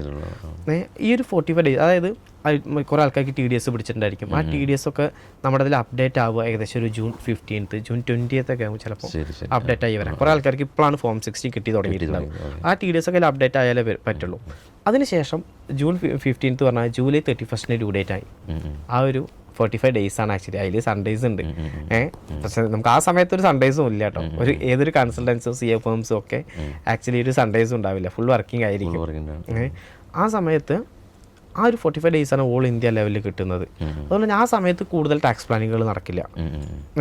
ആ സമയത്ത് ഡാറ്റ കളക്ട് ചെയ്യുക, പ്രോപ്പറായിട്ട് എല്ലാ ഡാറ്റ അറേഞ്ച് ചെയ്യുക, ഡാറ്റ അവൈലബിൾ ആയിട്ടുള്ള എല്ലാ ഡാറ്റകളും നമ്മൾ കളക്ട് ചെയ്ത് അതിനെ പ്രോപ്പറായി ക്ലാസിഫൈ ചെയ്ത് റിട്ടേൺ സബ്മിറ്റ് ചെയ്യുക എന്നുള്ളതാണ് മെയിൻ ആയിട്ടുള്ള കാര്യങ്ങൾ നടക്കും. ടാക്സ് പ്ലാനിങ് ഒക്കെ ആക്ച്വലി അതിന് മുന്നേ നടക്കേണ്ട കാര്യങ്ങളാണ്. അപ്പോൾ നിങ്ങൾ കാണുന്ന ആളുകൾ 45 ഡേയ്സിൻ്റെ ആ ഒരു ട്രാഫിക് ജാമിൽ പെടാതെ ആദ്യമേ തന്നെ ഡീറ്റെയിൽസ് കൊടുക്കുക, സംസാരിക്കുക, നിങ്ങളുടെ കാര്യങ്ങളൊക്കെ സംസാരിക്കുക. ആ സമയത്ത് ഡിസ്കഷൻസ് പറ്റില്ല എന്നാണ് കൂടുതൽ ഡിസ്കഷൻസിന് ആക്ച്വലി ഏതൊരു സ്ഥലത്തും സമയം ഉണ്ടാവില്ല, കൂടുതൽ ആളുകൾക്ക് സമയം ഉണ്ടായിരിക്കില്ല. പെരുന്നാളിൻ്റെ തലേന്ന് നമ്മൾ തയ്ക്കാൻ കൊടുക്കുമ്പോൾ ഇരിക്കും. ഓക്കെ ഓക്കെ ഓക്കെ, അതേപോലെ തന്നെ. പിന്നെ അതേപോലെ നമുക്ക് നോർമലി ചെയ്യുന്നത് ഇപ്പോൾ ഒരു 31 മാർച്ച് കഴിഞ്ഞാൽ നമ്മുടെ ആ വർഷത്തെ മൊത്തം ഇൻകം എത്രയും നമുക്ക് കാൽക്കുലേറ്റ് ചെയ്യാൻ പറ്റും. അതൊരു 1 ഏപ്രിൽ തൊട്ട് തന്നെ നമ്മൾ നമ്മുടെ റിപ്പോർട്ടും കാര്യങ്ങളൊക്കെ എടുത്തിട്ട് നമ്മൾ സമീപിക്കാം. അപ്പോൾ നമുക്ക് അതിലത്തെ വർക്കിങ്സ് കാര്യങ്ങളൊക്കെ ഓൾറെഡി നമുക്ക് ചെയ്ത് വെക്കാൻ പറ്റും. TDS വരാനുണ്ടെങ്കിൽ അവർക്ക് അറിയാൻ പറ്റും TDS ഏതൊക്കെ വരാനുണ്ടെന്ന്. അവർ പ്രോപ്പർ അക്കൗണ്ട്സ് മെയിൻറ്റെയിൻ ചെയ്യുന്ന ആളുകൾക്കൊക്കെ അത് അറിയാൻ പറ്റും. അത് റിപ്പോർട്ട് ചെയ്ത് ആ TDS വരുന്നവരെ നമുക്ക് വെയിറ്റ് ചെയ്യാം. അതേപോലെ ആ കൺസേൺഡ് ടീംസിനെ കോൺടാക്ട് ചെയ്യാൻ പറ്റും. TDS അവർ ഫയൽ ചെയ്തിട്ട് അവർ അപ്ലൈക്കാണ് ഫയൽ ചെയ്യുന്നത്. അപ്പോൾ നമുക്ക് ഏകദേശം അറിയാൻ പറ്റും അവരുടെ എല്ലാ TDS അപ്ലൈക്ക് അപ്ഡേറ്റ് ആവും എന്നുള്ളതൊക്കെ. അത് ആക്ച്വലി അതിനനുസരിച്ച് പ്ലാൻ ചെയ്തിട്ട് ഇനി ഏറ്റവും പെട്ടെന്ന് തന്നെ ചെയ്യാം. റീഫണ്ട് കിട്ടാനുള്ള വെച്ചാൽ അത് ആദ്യം കിട്ടും. റീഫണ്ട് ആദ്യം കിട്ടും. അതുകൊണ്ട് മറ്റേ ഇതിന്റെ ഫീസ് കൊടുത്താലും മതിയാവും. അതെ, പക്ഷെ റീഫണ്ട് കിട്ടിയിട്ട് ഫീസ് എന്നുള്ളൊരു പോയിന്റ് നടക്കില്ല. കാരണം അതൊരു ഇതായിരിക്കും. റീഫണ്ട് കിട്ടാൻ ചിലപ്പോൾ 1 മന്ത് ആവും, ചില കേസിൽ 2 മന്ത് ആവും. കിട്ടും റീഫണ്ട് കിട്ടും. അതുവരെ വെയിറ്റ് ചെയ്ത് കഴിഞ്ഞാൽ ചിലപ്പോൾ ശരിയാവില്ല. അതായത് നമ്മൾക്ക് അവകാശമുള്ള TDS ഇത് ഫയൽ ചെയ്തില്ലെങ്കിൽ ആർക്കും ഇല്ലാതെ പോകും. അതെ അതെ അതെ. അപ്പോൾ അത് കൃത്യമായിട്ട് നമുക്ക് TDS നമ്മുടെ അക്കൗണ്ടിലേക്ക് വരികയും ചെയ്യും. പിന്നെ കൂടാതെ തന്നെ നമ്മളെ സംബന്ധിച്ചൊരു ഇൻകം പ്രൂഫാണല്ലോ. ഇപ്പോൾ ITR ഫയൽ ചെയ്തിട്ടുണ്ട്, ഒരു 3 വർഷം നമ്മൾ അടുപ്പിച്ച് ഫയൽ ചെയ്തിട്ടുണ്ടെങ്കിൽ നമ്മളെ സംബന്ധിച്ചൊരു ഇൻകം പ്രൂഫാണ്. അതെ, എവിടെയും നമുക്കത് സബ്മിറ്റ് ചെയ്യാൻ പറ്റും. അപ്പോൾ തീർച്ചയായിട്ടും ITR ഫയൽ ചെയ്യേണ്ടതിൻ്റെ ഒരു ആവശ്യകതയും ഇമ്പോർട്ടൻസ് ഉണ്ട്, ചെയ്തതിനുള്ളൊരു കോൺസിക്വൻസ് ഉണ്ട്. പിന്നെ പല ബെനിഫിറ്റ്സ് നമുക്ക് മിസ്സായി പോകുന്നുണ്ട്. ഇത് മാറ്റി നിർത്തി കഴിഞ്ഞാൽ ഈ രാജ്യത്തിൻ്റെ പുരോഗതിയിൽ എത്രമാത്രമാണ് ഈ ഗവൺമെൻറ് സംബന്ധിച്ച് ഈ ഒരു ടാക്സിലൂടെയാണ് മറ്റുള്ള എത്ര പെർസെൻറ്റേജ് ആളുകളാണ് ഇപ്പോൾ ടാക്സ് കൊടുക്കുന്നത് ഇന്ത്യയിൽ? വളരെ ചുരുക്കം പെർസെൻറ്റേജിന് ആക്ച്വലി അതേ ഉള്ളൂ. നമുക്ക് ആക്ച്വലി നമ്മുടെ നാട്ടിൽ 2 ടാക്സ് സ്റ്റെപ്പ് നിലവിൽ നമുക്ക് എല്ലാവരും അറിയുന്നത്. ഒന്ന് ഇൻകം ടാക്സും പിന്നെ ഒന്ന് GST. ഇത് രണ്ടും കേട്ടിട്ടുണ്ട്. ആക്ച്വലി നമുക്ക് GSTയിലാണ് ആക്ച്വലി നമ്മുടെ രാജ്യത്തിന് ഏറ്റവും കൂടുതൽ വരുമാനമുള്ളത്. ഇൻകം ടാക്സിനേക്കാൾ കൂടുതൽ ആക്ച്വലി വരുമാനമുള്ളത് നമ്മുടെ രാജ്യത്തിന് GST ടാക്സ് ആയതുകൊണ്ടല്ലേ, അത് ഒഴിവാകാൻ പറ്റില്ല. അതെ, അത് എല്ലാവർക്കും ഒരേപോലെയാണ് ടാക്സ് ഇത് ഗൂഡ്സിന്. അപ്പോൾ നമ്മൾ എന്തെങ്കിലും ഒരു പ്രൊഡക്റ്റ് മേടിച്ചു, കുറച്ച് അംബാനി ആ ഒരു സെയിം കാർ മേടിച്ചാലും ഞാനൊരു കാർ മേടിച്ചാലും GST ആ കാറിന് സെയിം എമൗണ്ട് ആണ്. മനസ്സിലായില്ലേ? അതേപോലെ അല്ല, ഇൻകം ടാക്സ് അങ്ങനെയല്ല. അംബാനി ഹൈ ഇൻകം സ്ലാബിൽ വരുന്ന ആളാണ്. അതെ അതെ, അത് ഇൻകം കൂടുതലുള്ള ആളുകൾ കൂടുതൽ ടാക്സ് അടയ്ക്കേണ്ടി വരും. നമ്മൾ എന്ത് ചെയ്യണം? നമ്മുടെ ഇൻകത്തിനുള്ള ടാക്സ് അടച്ചാൽ മതി. ചുരുക്കം പറയുകയാണെങ്കിൽ 130 കോടി ജനങ്ങൾ ജീവിക്കുന്നത് വളരെ മൈനോറിറ്റി ആയിട്ടുള്ള ആളുകൾ ടാക്സ് പേയ്മെൻറ്റ് കൊടുത്ത്. നമ്മൾ ആക്ച്വലി നമ്മുടെ നാട്ടിൽ 150 കോടി ജനങ്ങളുണ്ട്. എല്ലാവരും സ്ലാബിൽ പെടില്ല. പിന്നെ എല്ലാ സ്ഥലത്തേക്കും ഇത് എത്തിയിട്ടില്ല. പക്ഷേ ഇപ്പോൾ നല്ല ഡിജിറ്റലൈസ് ചെയ്ത കാരണം ഒരുപാട് കാര്യങ്ങൾ ഇപ്പോൾ നമ്മൾക്ക് തന്നെ കൂടുതൽ ഓൺലൈനാണ്. നമുക്ക് എവിടെ ഉള്ള ഒരാളുടെ റിട്ടേൺ നമ്മുടെ ഓഫീസിലിരുന്ന് നമുക്ക് ചെയ്യാൻ പറ്റും. എല്ലാം ഓൺലൈൻ പ്രോസസ്സാണ്. ഓക്കെ, അതാണ് അടുത്ത പോയിന്റ്. അതായത് ഇപ്പോൾ നമ്മുടെ ഓഫീസ് പാലക്കാടാണ്. അതെ, ട്രിവാൻഡ്രത്തുള്ള ആള് ഓൺലൈനിൽ ബന്ധപ്പെട്ടിട്ട് ഫയൽ ചെയ്യാം. അതെ അതെ, നമുക്ക് ഫിസിക്കലി ഓഫീസിൽ വരേണ്ട ആവശ്യം തന്നെ ഇല്ല. അക്കൗണ്ട് ഡീറ്റെയിൽസുകൾ കൊടുക്കാം, സ്റ്റേറ്റ്മെന്റുകൾ കൊടുക്കാം. അതെ അതെ, എല്ലാം പക്ക ഓൺലൈൻ സർവീസ് ആണ്. എത്ര ദൂരത്ത് നിന്ന് വെച്ചാൽ നമുക്ക് ചെയ്യാൻ പറ്റും, അവരുടെ കാര്യങ്ങൾ ചെയ്യാൻ പറ്റും. അവർ ചെയ്യേണ്ടത് അവർ കറക്റ്റ് ആയിട്ടുള്ള ഇൻകം കാര്യങ്ങൾ നമ്മുടെ അടുത്ത് ഡിക്ലെയർ ചെയ്യാന്നുള്ളതാണ്. അവർ നമ്മുടെ അടുത്ത് ഹൈഡ് ചെയ്ത് കഴിഞ്ഞാൽ വളരെ ബുദ്ധിമുട്ടാണ്. നമുക്കല്ല ബുദ്ധിമുട്ട്, അവർക്കാണ് അതിന്റെ ബുദ്ധിമുട്ട്. പഴഞ്ചൊല്ല് പറയും പോലെ മറ്റേ വക്കീലിന്റെ അടുത്തും ഡോക്ടറിന്റെ അടുത്തും ഇപ്പോൾ ടാക്സ് കൺസൾട്ടന്റിന്റെ അടുത്തും നുണ പറയാൻ പറ്റില്ല. അതെ അതെ, ഇപ്പം അതെ, അത് നുണ പറഞ്ഞു കഴിഞ്ഞാൽ ആക്ച്വലി നമുക്കത് വെച്ചിട്ട് ഫയൽ ചെയ്യാൻ പറ്റും. അവർ തന്ന ഡീറ്റെയിൽസ് അല്ലാതെ നമുക്ക് അവർ മറ്റുള്ള കാര്യങ്ങൾ അറിയാൻ പറ്റില്ല. ഇപ്പോൾ ഇൻകം ടാക്സ് സൈറ്റിൽ നമുക്ക് കുറേ കാര്യങ്ങൾ അവൈലബിൾ ആവും. അതിൻ്റെ അപ്പുറത്ത് എന്തെങ്കിലും കാര്യങ്ങളുണ്ടെങ്കിൽ നമുക്ക് അറിയാൻ പറ്റില്ല. അത് ആക്ച്വലി അവർ നമുക്ക് തരണം. അത് അവർ നമുക്ക് തന്നു കഴിഞ്ഞാൽ നമുക്ക് അവർ പ്രോപ്പറായിട്ട് അവർക്ക് വേറെ ലീഗൽ ഇഷ്യൂസ് ഒന്നും ഇല്ലാതെ നമുക്ക് എന്ത് ചെയ്യാൻ പറ്റും, ക്ലിയർ ചെയ്ത് കൊടുക്കാൻ പറ്റും. പിന്നെ ഒരു ക്വസ്റ്റ്യൻ, ഇപ്പോൾ നമ്മളുടെ സ്ഥാപനം വഴി ഒരാൾ ടാക്സ് സബ്മിറ്റ് ചെയ്തു. ഇവർക്ക് ഇൻ കേസ് ഏതെങ്കിലും ഒരു നോട്ടീസ് വന്നു കഴിഞ്ഞാൽ ഈ പാർട്ടി ഇതായിട്ട് പോകണോ അതോ സ്ഥാപനം തന്നെയാണോ അത് ഡീൽ ചെയ്യുന്നത്? അതെങ്ങനെയാണെന്ന് വെച്ച് കഴിഞ്ഞാൽ അപ്പോൾ അതിൽ വരുന്ന നോട്ടീസിനെ ഡിപ്പെൻഡ് ചെയ്തിട്ടായി എന്തുകൊണ്ടാണ് അവർക്ക് ആ നോട്ടീസ് വന്നുള്ളത്. ഫസ്റ്റ് അതാണ് നമ്മൾ അനലൈസ് ചെയ്യുക. നോട്ടീസൊക്കെ മേ ബി വരാതിരിക്കുക, അതൊക്കെ വരാം. അതൊരു സിറ്റുവേഷനിൽ കൂടുതലും നമുക്ക് വരിക അത് കറക്റ്റായിട്ട് ഇൻകം റിപ്പോർട്ട് ചെയ്തിട്ടില്ലെങ്കിൽ മാത്രമേ ഇൻകം ടാക്സ് ഡിപ്പാർട്ട്മെൻറ്റിൽ നിന്ന് നോട്ടീസ് വരും. കറക്റ്റായിട്ട് ഇൻകം റിപ്പോർട്ട് ചെയ്ത ഒരാൾക്കും നോട്ടീസ് വന്നിട്ടില്ല. അത് എത്ര കൂടുതൽ ഇൻകം ഉള്ള ആളുകളായാലും കുറവുള്ള ഇൻകം അത് വന്നിട്ടില്ല. നമ്മൾ പ്രോപ്പർ അത് നമ്മുടെ അടുത്ത് ഡിക്ലെയർ ചെയ്യാതിരിക്കുമ്പോൾ മാത്രമാണ് അങ്ങനെ വന്നിട്ട്. നിലവിൽ അങ്ങനെയുള്ള കേസുകളൊന്നും നമുക്ക് ഉണ്ടാവാറില്ല. പക്ഷേ വരികയാണെങ്കിൽ പ്രോപ്പറായിട്ട് ഇൻകം ഡിക്ലെയർ ചെയ്തില്ലെങ്കിൽ മാത്രമാണ് അത് വരിക. ഇൻകം ഡിക്ലെയർ ചെയ്യാൻ മീൻസ് ഇപ്പോൾ നമ്മളുടെ ഈ ഇൻകം ടാക്സിൻ്റെ സൈറ്റിൽ തന്നെ നമ്മൾ കളക്ട് ചെയ്തിട്ടുള്ള ഇൻകം ഏറെക്കുറെ അതിൽ റിഫ്ലക്റ്റ് ചെയ്യുന്നുണ്ടല്ലോ അല്ലേ? ഉണ്ട്. അതായത് ഇപ്പോൾ സാലറിക്കാരുടെ കാര്യം പറയാം. നമ്മൾ നോർമലി ഇപ്പോൾ IT കമ്പനിയിലൊക്കെ വർക്ക് ചെയ്യുന്ന ആൾക്കാരാണെന്ന് വെച്ചാൽ അവരൊക്കെ TDS പിടിക്കും. ഒരുപാട് ആൾക്കാർ TDS പിടിക്കും. അവരുടെ എല്ലാം കറക്റ്റായിട്ട് ഇൻകം ടാക്സ് ഡിപ്പാർട്ട്മെൻറ്റ് നമുക്കറിയാൻ പറ്റും. നമ്മളുടെ അടുത്ത് നിന്ന് അവർ ഹൈഡ് ചെയ്യാൻ ശ്രമിച്ചാലും നമുക്കതിൽ അറിയാം ഇത്ര രൂപ ഉണ്ട്. അത് കുറേ ആൾക്കാർ ഹൈഡ് ചെയ്യാൻ ശ്രമിക്കുന്നതല്ല, അവർ വിട്ടുപോകുന്ന കേസുകളുണ്ട്. ആരും ഒരു വർഷത്തോളം ആലോചിച്ചിരിക്കുന്നില്ല, അവർ വിട്ടുപോകുന്ന കേസുകളുണ്ട്. അത് ചിലത് ഇതിലേക്ക് TDS കാര്യങ്ങളൊക്കെ പിടിക്കുന്നതാണെന്ന് വെച്ചാൽ ഇതിൽ കയറി ഇപ്പോൾ SBI അക്കൗണ്ടത്തെ ഇൻട്രസ്റ്റ് കാര്യങ്ങളൊക്കെ ഇതിൽ ഇപ്പോൾ കയറി വരുന്നുണ്ട്. പക്ഷെ നേരെ മറിച്ച് അവരൊരു സാധാരണ ചെറിയ കമ്പനികൾ വർക്ക് ചെയ്യുന്ന സാലറിഡ് ആയിട്ടുള്ള ആളുകളുണ്ട്. ഇപ്പോൾ 10-30,000 രൂപയൊക്കെ സാലറി ഉള്ള ആളുകളാണ്. ചിലപ്പോൾ അവർക്ക് Form 16 കിട്ടില്ല, അവർ TDS പിടിക്കുന്നില്ല. ഓക്കെ, അതുകൊണ്ട് തന്നെ ചില ആൾക്കാർ എന്ത് ചെയ്യില്ല, അവർ TDS return employer TDS return file ചെയ്യുന്നുണ്ടാവില്ല. അവരുടെ ആക്ച്വലി നമുക്ക് കണ്ടുപിടിക്കാൻ പറ്റില്ല. അത് അവർ സ്വയം നമ്മളടുത്ത് ഡിക്ലെയർ ചെയ്യണം. അവർക്ക് 30,000 സാലറി ഉണ്ട്. അത് ചിലപ്പോൾ ക്യാഷ് കിട്ടുന്ന ആളുകളുണ്ട്. അക്കൗണ്ടിൽ വരുന്ന ക്യാഷ് കിട്ടിയാൽ നമുക്ക് ഒട്ടും അറിയാൻ പറ്റില്ല. മറ്റേത് നമുക്ക് അക്കൗണ്ടിൽ വന്നു കഴിഞ്ഞാൽ നമുക്കറിയാം, അക്കൗണ്ടിൽ റിഫ്ലക്ട്. ക്യാഷ് ആയിട്ട് അവരുടെ അടുത്ത് ഏതെങ്കിലും ഇൻകം വന്നിട്ട് നമുക്ക് അവർ ഡിക്ലെയർ ചെയ്താൽ മാത്രമേ നമുക്ക് അറിയാൻ പറ്റുള്ളൂ. അപ്പോൾ ക്യാഷ് ആയിട്ട് കിട്ടുന്ന ആളുകൾ ഡിക്ലെയർ ചെയ്ത് അവർ ഇൻകം സ്വീകരിച്ചതായിട്ട് ഗവൺമെന്റ് കൺസിഡർ ചെയ്യും. പിന്നെന്താ, ക്യാഷ് ആയിട്ട് കിട്ടിയാലും കുറെ ആൾക്കാർ ക്യാഷ് ആയി കിട്ടുന്നത് ഇൻകം കാണിക്കില്ല. പക്ഷെ അത് ചെയ്യാൻ പാടില്ല. നമുക്ക് ക്യാഷ് ആയിട്ട് കിട്ടിയാലും നമ്മുടെ വരുമാനം നമ്മൾ എന്ത് ചെയ്യണം, കറക്റ്റായിട്ട് ഇൻകം ടാക്സിൽ റിപ്പോർട്ട് ചെയ്യണം. അല്ലെങ്കിൽ അത് ബ്ലാക്ക് മണി ആയി മാറും. ഓക്കെ, പിന്നെ ക്യാഷ് മാക്സിമം എന്ത് ചെയ്യുക, നമ്മൾ ഡിജിറ്റലൈസ് ചെയ്യുക, എല്ലാം റെക്കോർഡിക്കലാക്കുക. അത് ആക്ച്വലി വാങ്ങുന്ന വ്യക്തിക്ക് നല്ലതാണ്. ആക്ച്വലി ഞാൻ പറഞ്ഞുതരാം, 2 ലക്ഷം രൂപയ്ക്ക് മുകളിലൊക്കെ നമ്മൾ ക്യാഷ് ആയിട്ട് ഒരു വ്യക്തിയിൽ നിന്ന് മേടിച്ചു കഴിഞ്ഞാൽ വാങ്ങുന്ന വ്യക്തിക്ക് 100% പെനാൽറ്റിയാണ്. അങ്ങനെ ഒരു ആക്ച്വലി ഇതുണ്ട്. എല്ലാവരും അത് ഉപയോഗിക്കുന്നുണ്ടെന്ന് അറിയില്ല. ആക്ച്വലി അതൊരു ആക്ച്വലി ക്യാഷായി മേടിച്ചാൽ വാങ്ങുന്ന വ്യക്തിയെ പെനാൽറ്റി, കൊടുക്കുന്ന വ്യക്തിയെ സംബന്ധിച്ചിടത്തോളം അതിന്റെ സോഴ്സ് കാണിച്ചാൽ മതി. വാങ്ങുന്ന വ്യക്തി സംബന്ധിച്ച് ഇത് ബ്ലാക്ക് മണി ആയി. ബ്ലാക്ക് മണി ആയി റിപ്പോർട്ട് ചെയ്താലും ഗവൺമെന്റ് പറയുന്നത് 2 ലക്ഷം രൂപയ്ക്ക് മുകളിൽ മേടിക്കാൻ പാടില്ല. ഗവൺമെന്റ് ഡിജിറ്റലി ട്രാൻസാക്ഷൻ നടത്താനാണ് ഇപ്പോൾ. അതേപോലെ ഒരു ബിസിനസ്മാനെ സംബന്ധിച്ചിടത്തോളം അവർക്ക് ഒരുപാട് എക്സ്പെൻസ് ഉണ്ടാകുന്നുണ്ട്. അതിലിപ്പോൾ ബൈ സാലറി ആയിക്കോട്ടെ, അല്ലെങ്കിൽ വേറെ എന്തെങ്കിലും എക്സ്പെൻസ് ആയിക്കോട്ടെ, 10,000 രൂപയ്ക്ക് മുകളിലുള്ള ക്യാഷ് പേയ്മെന്റ് ആക്ച്വലി എന്താണ് ഡിസലവ് ചെയ്തിട്ടുണ്ട് ഇൻകം ടാക്സ് ഡിപ്പാർട്ട്മെന്റ്. 10,000 രൂപയ്ക്ക് മുകളിൽ നമ്മളൊരു പേയ്മെന്റ് കൊടുത്തു, അത് ബൈ ക്യാഷ് ആണ് നമ്മൾ കൊടുത്തതെങ്കിൽ അത് നമ്മുടെ ഇൻകം ടാക്സ് റിട്ടേൺ ഫയൽ ചെയ്യുന്ന സമയത്ത് നമുക്ക് എന്ത് ചെയ്യാൻ പറ്റില്ല, എക്സ്പെൻസ് ആയിട്ട് കൺസിഡർ ചെയ്യാൻ പറ്റില്ല. അത് ഇൻകം ടാക്സ് ഡിസലവ് ചെയ്യും. ഓക്കെ, നമുക്ക് ആക്ച്വലി എക്സ്പെൻസ് ആയി, പക്ഷെ നമുക്കത് എന്ത് ചെയ്യാൻ പറ്റിയില്ല, ഇൻകം ടാക്സ് ഡിപ്പാർട്ട്മെന്റ് വ്യൂ പോയിന്റിൽ അത് എക്സ്പെൻസ് ആയിട്ട് കണക്കാക്കാൻ പറ്റിയില്ല. അങ്ങനെ കുറച്ച് കാര്യം. അപ്പോൾ എല്ലാ ട്രാൻസാക്ഷനും ഞാൻ പറയാ 100% ഡിജിറ്റലൈസ് ചെയ്യാം. ഒരു ബിസിനസ് സ്ഥാപനമാണെങ്കിൽ 100% ഡിജിറ്റലൈസ് ചെയ്യാം. അത്രയും നിങ്ങൾക്ക് ബെനിഫിറ്റ് കൂടുതലാണ്. ഇപ്പോൾ പ്രിസംപ്റ്റീവ് ടാക്സേഷനൊക്കെ ഓപ്റ്റ് ചെയ്യുന്ന ആൾക്കാരാണെന്ന് വെച്ചാൽ അവർക്ക് അതിൽ 6% പ്രോഫിറ്റ് കാണിച്ചാൽ മതി ഡിജിറ്റൽ ട്രാൻസാക്ഷനിൽ. അല്ലാന്ന് വെച്ചാൽ അത് ക്യാഷ് ആണെന്ന് വെച്ചാൽ 8% മിനിമം പ്രോഫിറ്റ് ഡിക്ലെയർ ചെയ്യണം. അങ്ങനെ ഒരുപാട് ബെനിഫിറ്റ്സ് ആക്ച്വലി അതിലുണ്ട്. പിന്നെ ഡിജിറ്റലൈസ് ചെയ്യുമ്പോൾ അത്രയും ഫണ്ട് നമുക്ക് സേവ് ആണ്, അത്രയും സേഫാണ്. അങ്ങനത്തെ കുറച്ച് കാര്യങ്ങളുണ്ട്. മാക്സിമം ഡിജിറ്റലൈസ് ചെയ്യാണ് എപ്പോഴും നല്ലത്. ഒരു ട്രേഡർ എന്ന നിലയിൽ ഇൻട്രാഡേ ചെയ്യുന്ന ആളുകളുണ്ട്, ഫ്യൂച്ചർ ആൻഡ് ഓപ്ഷൻ ചെയ്യുന്ന ആളുകളുണ്ട്, ഇൻവെസ്റ്റ്മെൻറ്റ് ചെയ്യുന്ന ആളുകളുണ്ട്. ഇതിൽ നമുക്കറിയാം ഈ ഇൻട്രാഡേ എല്ലാം തന്നെ ഒരു സ്പെക്കുലേറ്റീവ് നേച്ചറിലാണ് വരുന്നത്. അപ്പോൾ ഇവർക്ക് ഈ സ്പെക്കുലേറ്റീവ് ബിസിനസ് ചെയ്യുന്ന സമയത്ത് തന്നെ ഇവരുടെ ഈ ഒരു മറ്റുള്ള എക്സ്പെൻസ് ഇവരുടെ പ്രോഫിറ്റിൽ ഇൻകോർപ്പറേറ്റ് ചെയ്യാൻ സാധിക്കും.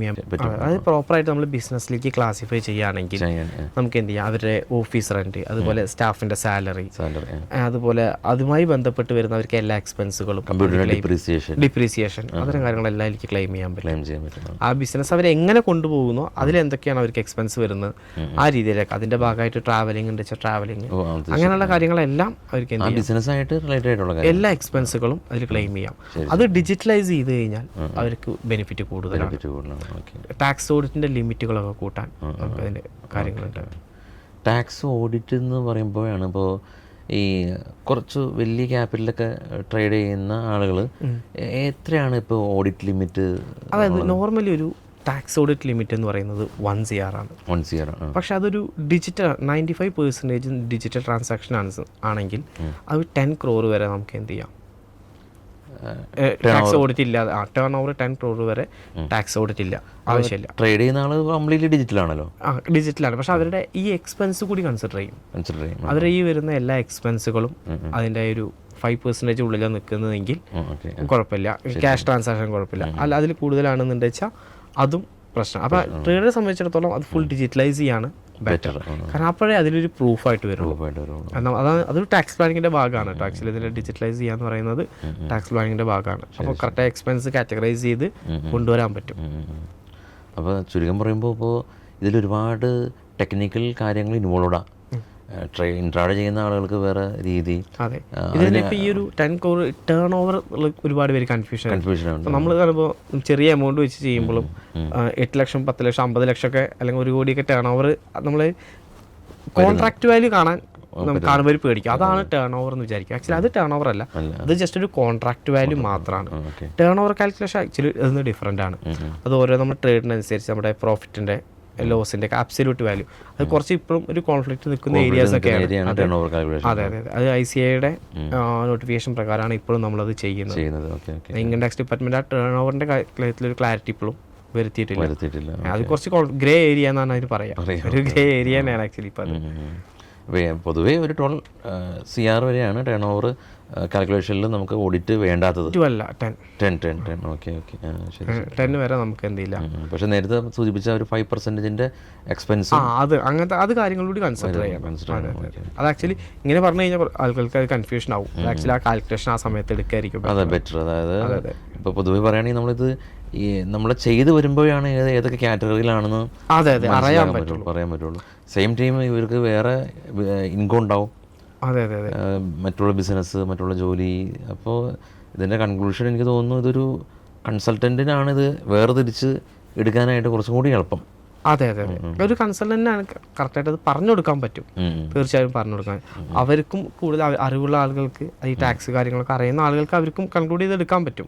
ഇല്ല എന്ന് പറയുന്നില്ല. പക്ഷെ ഒരു കൺസൾട്ടന്റ് ചെന്ന് കഴിഞ്ഞാൽ അവർക്ക് എന്ത് ചെയ്യാം, പ്രോപ്പറായിട്ട് ടാക്സ് പ്ലാൻ ചെയ്യാം. ഏറ്റവും ടാക്സ് ഒരു മിനിമത്തിലേക്ക് എത്തിക്കാൻ പറ്റും. അതിന് ആക്ച്വലി പ്രോപ്പറായിട്ട് പറ്റുന്നത് കൺസൾട്ടൻറ്റ്. നമ്മളൊരു കൺസൾട്ടൻ്റ് ആയതുകൊണ്ട് പറയല്ല, നമ്മളൊരു എക്സ്പീരിയൻസ് വെച്ച് നമ്മളത് പറയാം.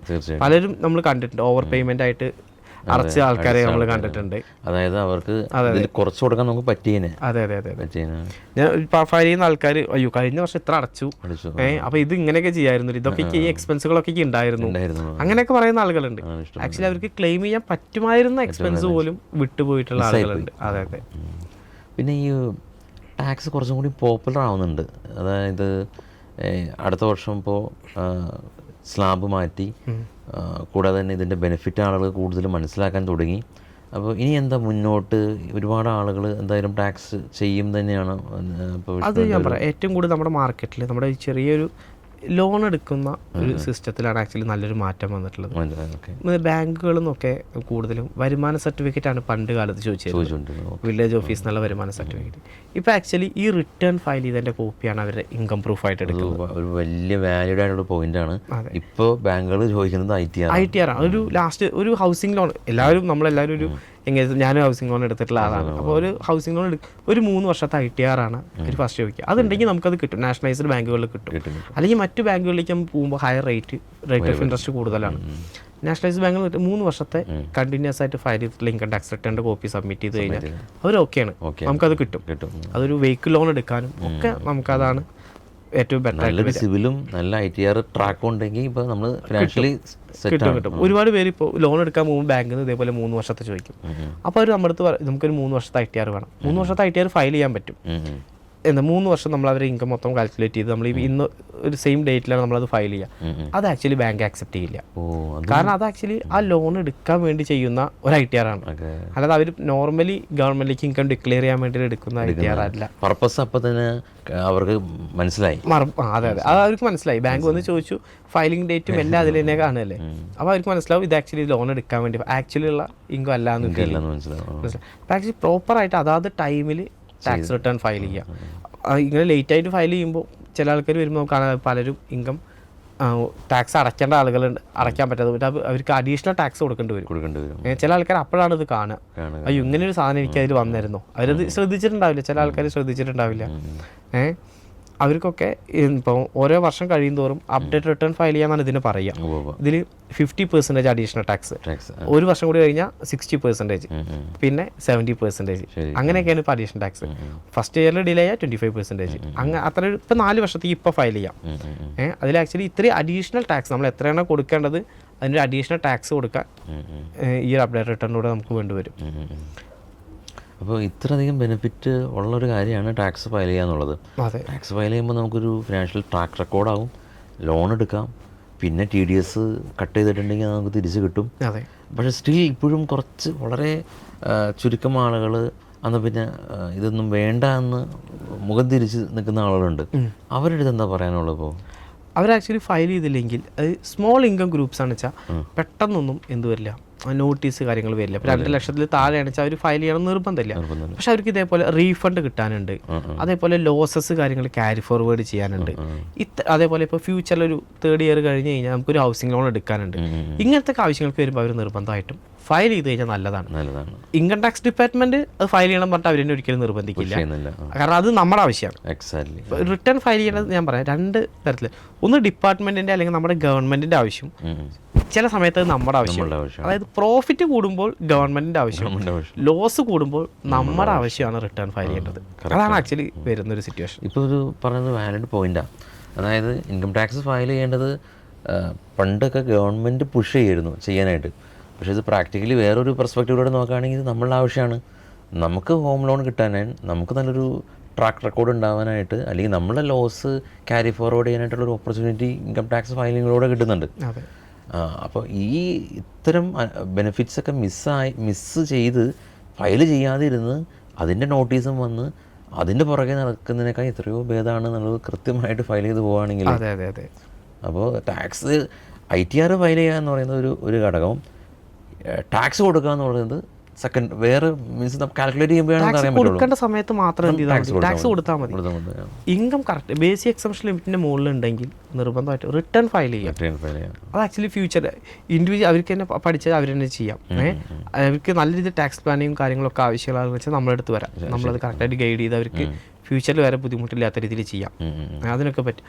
അതിൽ നിന്ന് ആക്ച്വലി അവർക്ക് ഗ്രോ ചെയ്യാൻ പറ്റും. ഒരു വളർച്ച വേണമെങ്കിൽ നമ്മൾ ലീഗലി നമ്മൾ കംപ്ലൈൻറ്റ് ചെയ്താലേ പറ്റുള്ളൂ, അല്ലെങ്കിൽ നമ്മളവിടെ മുരടിച്ച അവസ്ഥ. കാരണം ആ ടെൻഷൻ, ഒരു സെയിൽ ചെയ്യുമ്പോൾ അയ്യോ ടാക്സ് അടക്കണം എന്ന് ചിന്തിച്ചാൽ ആ സെയിൽ ചെയ്യാൻ പറ്റില്ല. ഒരു പ്രൊഡക്റ്റ് വിൽക്കുമ്പോൾ അയ്യോ ഇത് വിറ്റ പ്രോഫിറ്റ് ഉണ്ട് ഒക്കെ അറിയാം, ആ പ്രോഫിറ്റ് ഉണ്ടായാൽ നമ്മൾ ടാക്സ് അടയ്ക്കണം, ആ പൈസ അക്കൗണ്ടിൽ വന്നാൽ ടാക്സ് അടയ്ക്കണം, ക്യാഷ് ആയിട്ട് വന്നാൽ അടയ്ക്കണം. അങ്ങനെ കുറേ ആൾക്കാർ ഈ മിസ് റിപ്പോർട്ട് ചെയ്ത് ഇൻകം ഒമിറ്റ് ചെയ്ത് കളയുന്നുണ്ട്. സെയിൽസ് അത് ടേൺ ഓവർ ആക്ച്വലി ക്യാഷ് ആയിട്ട് മേടിച്ച് ഒഴിവാക്കി കളയുന്ന ആൾക്കാരുണ്ട്. അത് ആക്ച്വലി വളരെ തെറ്റായിട്ടുള്ളതാണ്. അവർക്ക് നല്ല ലയബിലിറ്റി ഫ്യൂച്ചറിൽ വരും, ഒരു സംശയമില്ല. GST ഡിപ്പാർട്ട്മെന്റിന്റെ ഭാഗത്ത് നിന്ന് അത്രയും ഡിജിറ്റലൈസ് ആണ് നമ്മുടെ ട്രാൻസാക്ഷൻസ്. നമ്മളെക്കാൾ കൂടുതൽ ഗവൺമെന്റിന് അറിയാം. അത്രയും ടെക്നോളജി വളർന്നിട്ടുണ്ട്. അപ്പോൾ ആക്ച്വലി നമ്മൾ മാക്സിമം എല്ലാ ടേൺ ഓവറും പക്ക ഇൻകം ഡിക്ലെയർ ചെയ്യുക എന്നുള്ളതാണ് ഏറ്റവും. അതിൽ നമ്മുടേതായ ലീഗലി ടാക്സ് സേവ് ചെയ്യാനുള്ള ഓപ്ഷൻസ്, പക്ക ടാക്സ് പ്ലാൻ ചെയ്ത് കൊണ്ടുപോയി ഏറ്റവും മിനിമത്തിലെത്തിക്കുക. അതാണ് ഏതൊരു ഇൻഡിവിജ്വലും ചെയ്യേണ്ടത്. അത് കോർപ്പറേറ്റ്സ് ആയാലും സ്മോൾ ഇൻകം ഗ്രൂപ്പ്സ് ആയാലും സാലറിഡ് പേഴ്സൺ ആയാലും ട്രേഡേഴ്സ് ആയാലും ചെയ്യേണ്ട ഒരു കാര്യം. ടാക്സ് പേയ്മെൻറ്റ് ചെയ്യുന്ന സമയത്ത് നമ്മളൊരു ഫിനാൻഷ്യൽ ഇയറിൻ്റെ എൻഡിൽ കൺസൾട്ടൻറ്റിനെ സമീപിച്ചു, ടാക്സ് പേയ്മെൻറ്റ് ചെയ്യാനായിട്ട് പോവുകയാണ്.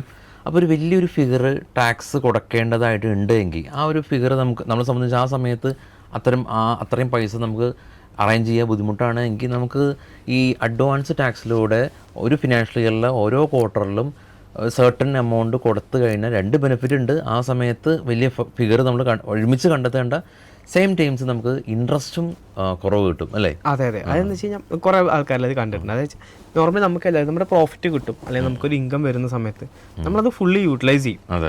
അതിലൊരു ടാക്സ് പേയ്മെന്റ് ഉണ്ട് നമുക്ക് അറിയാമെങ്കിൽ കൂടി നമ്മളത് ഫുള്ളി യൂട്ടിലൈസ് ചെയ്യും. ഇയർ എൻഡ് കഴിഞ്ഞ് നെക്സ്റ്റ് ഇയറിലാണ് ഇതിനെ ടാക്സ് കമ്പ്യൂട്ട് ചെയ്യുമ്പോൾ ഒരു 2 lakhs അങ്ങനെയൊക്കെ വരുന്നത്, അല്ലെങ്കിൽ അതിന് മുകളിലേക്ക് വരുന്നുണ്ടെങ്കിൽ ചെറിയ എമൗണ്ട് ഒക്കെ അപ്പം തന്നെ അടയ്ക്കാൻ കുഴപ്പമില്ല. അതിന് മുകളിൽ വരുന്നുണ്ടെങ്കിൽ പെട്ടെന്ന് പറയുമ്പോൾ അവരുടെ കയ്യിൽ ഉണ്ടാവില്ല, ചില ആളുകളുടെ കയ്യിൽ ഉണ്ടാവില്ല, ചില ആളുകളുടെ കയ്യിൽ അത് വലിയ ഫിഗർ ഒരുമിച്ച് എന്നുള്ളൊരു ഇത് വരും.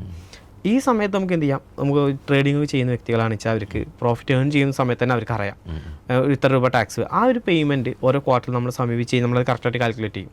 അതിനൊരു പെർസെൻറ്റേജ് ഉണ്ട്. ആ പെർസെൻറ്റേജ് വെച്ച് അവർക്ക് എന്ത് ചെയ്യാം, അതായത് ഓരോ ക്വാർട്ടർ എൻഡിൽ നമുക്ക് അടച്ചു പോകാൻ പറ്റും. അപ്പോൾ അവർക്ക് വേറെ ഒരു ബെനിഫിറ്റ് കൂടി ഉണ്ട്. നേരത്തെ പറഞ്ഞ ഇൻട്രസ്റ്റ് ബെനിഫിറ്റ് അവർക്ക് കിട്ടും. ഇൻട്രസ്റ്റ് വരില്ല. ഗവൺമെൻറ്റിനെ സംബന്ധിച്ചിടത്തോളം ടാക്സ് ആദ്യം കിട്ടുകയാണല്ലോ വേണ്ടത്. അപ്പോൾ അവർ ഈ അഡ്വാൻസ് ടാക്സ് എന്നുള്ള ബെനിഫിറ്റ് കൊണ്ടുവന്നത് തന്നെ അതിന് വേണ്ടിയിട്ടാണ്. ഓരോ ക്വാർട്ടർ എൻഡിലും അവർക്ക് എന്ത് വരും, അഡ്വാൻസ് ടാക്സ് ആയിട്ട് എമൗണ്ടുകൾ വരും. അല്ലാത്ത ആളുകൾക്ക് അതൊരു ഇൻട്രസ്റ്റ് ആയിട്ട് ചാർജ് ചെയ്യും. ആക്ച്വലി അങ്ങനെ ഒരു ബെനിഫിറ്റ് വരുന്നത്. ഓക്കെ. അപ്പോൾ ഇന്ത്യൻ മാർക്കറ്റിനെ സംബന്ധിച്ച് ഒട്ടുമിക്ക ആളുകളും നമ്മളുടെ പ്ലാറ്റ്ഫോമിൽ നിന്ന് തന്നെ ടാക്സ് പീനലിൽ നിന്ന് തന്നെ ഡൗൺലോഡ് ചെയ്യാം. അപ്പോൾ അത് നടക്കുന്നുണ്ട്. പക്ഷേ ഈ സെയിം ടൈം പാരലലി ഇപ്പോൾ നമുക്കറിയാം, ഇപ്പോൾ ക്രിപ്റ്റോ അല്ലെങ്കിൽ ഫോറക്സ് ഒക്കെ ഭയങ്കര അധികം പോപ്പുലറാണ്. അപ്പോൾ ആ മേഖലയിലുള്ള ആളുകൾ തീർച്ചയായിട്ടും ടാക്സ് ഫയൽ ചെയ്ത് പോകേണ്ട ആവശ്യകത ഉണ്ടല്ലോ. നമ്മൾ ഇന്ത്യയിൽ നിന്ന് നമ്മൾ ഇൻകം ഏൺ ചെയ്യുന്നുണ്ടെങ്കിൽ നിർബന്ധമായിട്ടും ടാക്സ് അടച്ചിരിക്കും. അത് ക്രിപ്റ്റോ ആയാലും ഫോറക്സ് ആയാലും നമ്മൾ എന്ത് ചെയ്യണം, ഇന്ത്യയിൽ റെസിഡൻ്റ് ആണെച്ചാൽ പ്രത്യേകിച്ച് നമ്മൾ ഇൻകം ടാക്സ് അടച്ചിരിക്കണം. അതേപോലെ നോൺ റെസിഡൻ്റ് കേസ്, നോൺ റെസിഡൻസിന് ആക്ച്വലി ഇന്ത്യയിൽ നിന്ന് ഏൺ ചെയ്യുന്ന എല്ലാ ഇൻകത്തിനും അവർ ടാക്സ് അടച്ചിരിക്കണം, നിർബന്ധമാണ്. അല്ലെങ്കിൽ അത് ബുദ്ധിമുട്ടായിരിക്കും. ഓക്കെ. അപ്പോൾ ഈ ഇത് പറയുമ്പോൾ തന്നെ ഇപ്പോൾ NRIക്ക് ഒരു PSI അക്കൗണ്ട് ഉണ്ടെങ്കിൽ ട്രേഡ് ചെയ്യുന്ന പ്രോഫിറ്റ് അത് അവർ സെപ്പറേറ്റ് റിഫ്ലക്റ്റ് ചെയ്യണം അല്ലേ? പിന്നെ NRI ആണെങ്കിൽ ഇപ്പോൾ നമ്മുടെ ഇന്ത്യൻ മാർക്കറ്റ് നമ്മൾ ട്രേഡ് ചെയ്യുന്നുണ്ടെങ്കിൽ പ്രോഫിറ്റ് ജനറേറ്റ് ചെയ്യുന്നുണ്ടെങ്കിൽ അത് നിർബന്ധമായിട്ടും എന്ത് ചെയ്യണം, റിട്ടേൺ ഫയൽ ചെയ്യും വേണം, ടാക്സ് അടയ്ക്കുകയും വേണം. ഓക്കെ. അപ്പോൾ നമ്മൾ ഇതുവരെ ഡിസ്കസ് ചെയ്തത് നമ്മുടെ മാർക്കറ്റിൽ ട്രേഡ് ചെയ്ത ആളുകൾ ഇൻകം ടാക്സ് ഫയൽ ചെയ്യുക, ഒരുപാട് ബെനിഫിറ്റ് ഉണ്ട്, ഇല്ലെങ്കിൽ അതിൻ്റെ പ്രശ്നങ്ങളുണ്ട്. കൂടാതെ തന്നെ ക്രിപ്റ്റോയിലും ഫോറക്സിലൊക്കെ ട്രേഡ് ചെയ്യുന്ന ആളുകൾ തീർച്ചയായിട്ടും തന്നെ ഫയൽ ചെയ്യുക. ഇനിയിപ്പോൾ നിങ്ങൾ NRI ആണ്, ഇന്ത്യൻ മാർക്കറ്റിൽ ട്രേഡ് ചെയ്യുന്നുണ്ടെങ്കിൽ സെപ്പറേറ്റ് ഫയൽ ചെയ്യുക. ഓക്കെ. അപ്പോൾ ഈ ഒരു ടാക്സേഷൻ്റെ ഇത് മാറ്റി നിർത്തി കഴിഞ്ഞാൽ ഇപ്പോൾ അവിടെ ഓഫീസിൽ എന്തൊക്കെ മറ്റു സർവീസുകളാണ് പ്രൊവൈഡ് ചെയ്യുന്നത്? നമ്മുടെ സർവീസ് എന്ന് പറഞ്ഞു കഴിഞ്ഞാൽ ആക്ച്വലി GST കൺസൾട്ടിങ് ഉണ്ട്, ഇൻകം ടാക്സ് കൺസൾട്ടൻസി ഉണ്ട്, പിന്നെ ടാക്സ് പ്ലാനിങ്. നമ്മൾ നേരത്തെ പറഞ്ഞ പോലെ ടാക്സ് സേവ് ചെയ്യാനുള്ള ലീഗലി ഉള്ള ടാക്സ് പ്ലാനിങ് കാര്യങ്ങൾ നമ്മൾ ചെയ്തു കൊടുക്കുന്നുണ്ട്. മൊത്തം ബിസിനസ് മാനേജ്മെൻറ്റ് ചെയ്യുന്നുണ്ട്. പുതിയ പ്രൊജക്റ്റുകളായിട്ട് വലിയ വലിയ ഫാക്ടറി കാര്യങ്ങളൊക്കെ ഓൺ ചെയ്ത പ്രൊജക്റ്റുകളുണ്ട്, ആ പ്രൊജക്റ്റുകൾക്ക് വേണ്ടിയിട്ടുള്ള അസിസ്റ്റൻസ് ചെയ്യുന്നുണ്ട്. അങ്ങനെ ഒരു അക്കൗണ്ടിങ് സർവീസുകൾ അതെല്ലാം നമ്മൾ അവിടെ പ്രൊവൈഡ് ചെയ്യുന്നുണ്ട്. മെജോറിറ്റി ട്രേഡേഴ്സ് ആണ്, അപ്പോൾ അവർക്ക് വേണ്ടിയുള്ള ടാക്സ് കൃത്യമായിട്ടുണ്ട്. അപ്പാർട്ട് ഫ്രം ദാറ്റ് നിങ്ങൾക്ക് വേറെ എന്തെങ്കിലും റിക്വയർമെൻറ്റ് ഉണ്ടെങ്കിൽ അത് നമ്മൾ ചെയ്തു കൊടുക്കാം. അതായത് ഒരു ബിസിനസ് റിലേറ്റഡ് എല്ലാ കാര്യങ്ങൾക്കും അവർ നമ്മൾ സമീപിക്കാം. അത് നമ്മൾ ചെയ്യുന്ന എല്ലാ കാര്യങ്ങളും അവർക്ക് വളരെ അടിപൊളിയായിട്ട് നമുക്ക് ചെയ്തു കൊടുക്കാൻ പറ്റും. ഓക്കെ. അപ്പോൾ ഇത്ര നേരം നമ്മൾ ഡിസ്കസ് ചെയ്തത് ടാക്സിനെ കുറിച്ചാണ്. അപ്പോൾ ഒരു കോമൺ മാനെ സംബന്ധിച്ച് ഉണ്ടാകാൻ സാധ്യതയുള്ള ഒരുപാട് കാര്യങ്ങൾ നമ്മൾ ഇത് കവർ ചെയ്തിട്ടുണ്ട് എന്നാണ് നമ്മുടെ വിശ്വാസം. ഇനിയും നിങ്ങൾക്ക് എന്തെങ്കിലും സംശയങ്ങളുണ്ടെങ്കിൽ താഴെ കമൻറ്റ് ചെയ്യുക. കൂടാതെ തന്നെ ഈ ITR ഫയൽ ചെയ്യേണ്ടതും അല്ലെങ്കിൽ ഇത് ഫയൽ ചെയ്താലുള്ള ബെനിഫിറ്റും ചെയ്തില്ലെങ്കിലുള്ള പ്രശ്നങ്ങളും നമ്മൾ ഡിസ്കസ് ചെയ്തു. അപ്പോൾ തീർച്ചയായിട്ടും ഒരു ഇന്ത്യൻ പൗരൻ എന്ന നിലയിൽ നമ്മുടെ രാജ്യ പുരോഗതിയിൽ നമ്മുടെ ഇൻകം ടാക്സ് ഗവൺമെൻറ്റിന് വളരെയധികം ആവശ്യമുള്ള ഒരു കാര്യം തന്നെയാണ്. അപ്പോൾ എല്ലാ ആൾക്കാരും ഫയൽ ചെയ്യാൻ ശ്രമിക്കുക. ഫസ്റ്റ് കമൻറ്റിൽ ഗൂഗിൾ ഷീറ്റ് ഉണ്ട്, അതിൽ നിങ്ങളുടെ ഡീറ്റെയിൽസ് കൊടുക്കുക. അപ്പോൾ വൈൻഡപ്പ് ചെയ്യുന്നതിന് മുമ്പ് അവസാനമായിട്ട് വിഷ്ണു നിങ്ങളുടെ അടുത്ത് ഒരു മെസ്സേജ് എന്തെങ്കിലും പറയും. നമുക്കതിൽ നിങ്ങളുടെ അടുത്ത് എല്ലാവരും പറയാനുള്ളതെന്ന് വെച്ച് കഴിഞ്ഞാൽ നിങ്ങളെപ്പോഴും പ്രോപ്പറായിട്ട് ഇൻകം ഡിക്ലെയർ ചെയ്യുക. അതിൽ നിങ്ങൾ ഇൻകം ഹൈഡിങ്ങോ കാര്യങ്ങളോ ചെയ്യാതിരിക്കുക. കാരണം അത് നിങ്ങളുടെ ഫ്യൂച്ചറായിട്ടുള്ള വളർച്ചയ്ക്ക് അത് വളരെയധികം നെഗറ്റീവ് ഇമ്പാക്റ്റാണ് ഉണ്ടാക്കുക. നിങ്ങളുടെ കംപ്ലീറ്റ് ഇൻകം കറക്റ്റായിട്ട് ഡിക്ലെയർ ചെയ്യുക എന്നുള്ളതാണ് നിങ്ങൾ മെയിനായി ശ്രദ്ധിക്കേണ്ടത്. ടാക്സ് കൊടുക്കേണ്ട സിറ്റുവേഷൻ ആണെങ്കിൽ അത് കൊടുക്കുക. അതേപോലെ അത് ഓവർ ടാക്സ് പേയ്മെൻറ്റ് ഒഴിവാക്കാൻ വേണ്ടിയിട്ട് കറക്റ്റായിട്ട് ടാക്സ് പ്ലാൻ ചെയ്യുക. ഇതാണ് ആക്ച്വലി എനിക്ക് നിങ്ങൾക്ക് പറയാനുള്ളൊരു മെസ്സേജ്. നിങ്ങളുടെ ഇൻകം കംപ്ലീറ്റായി ഡിക്ലെയർ ചെയ്യുക.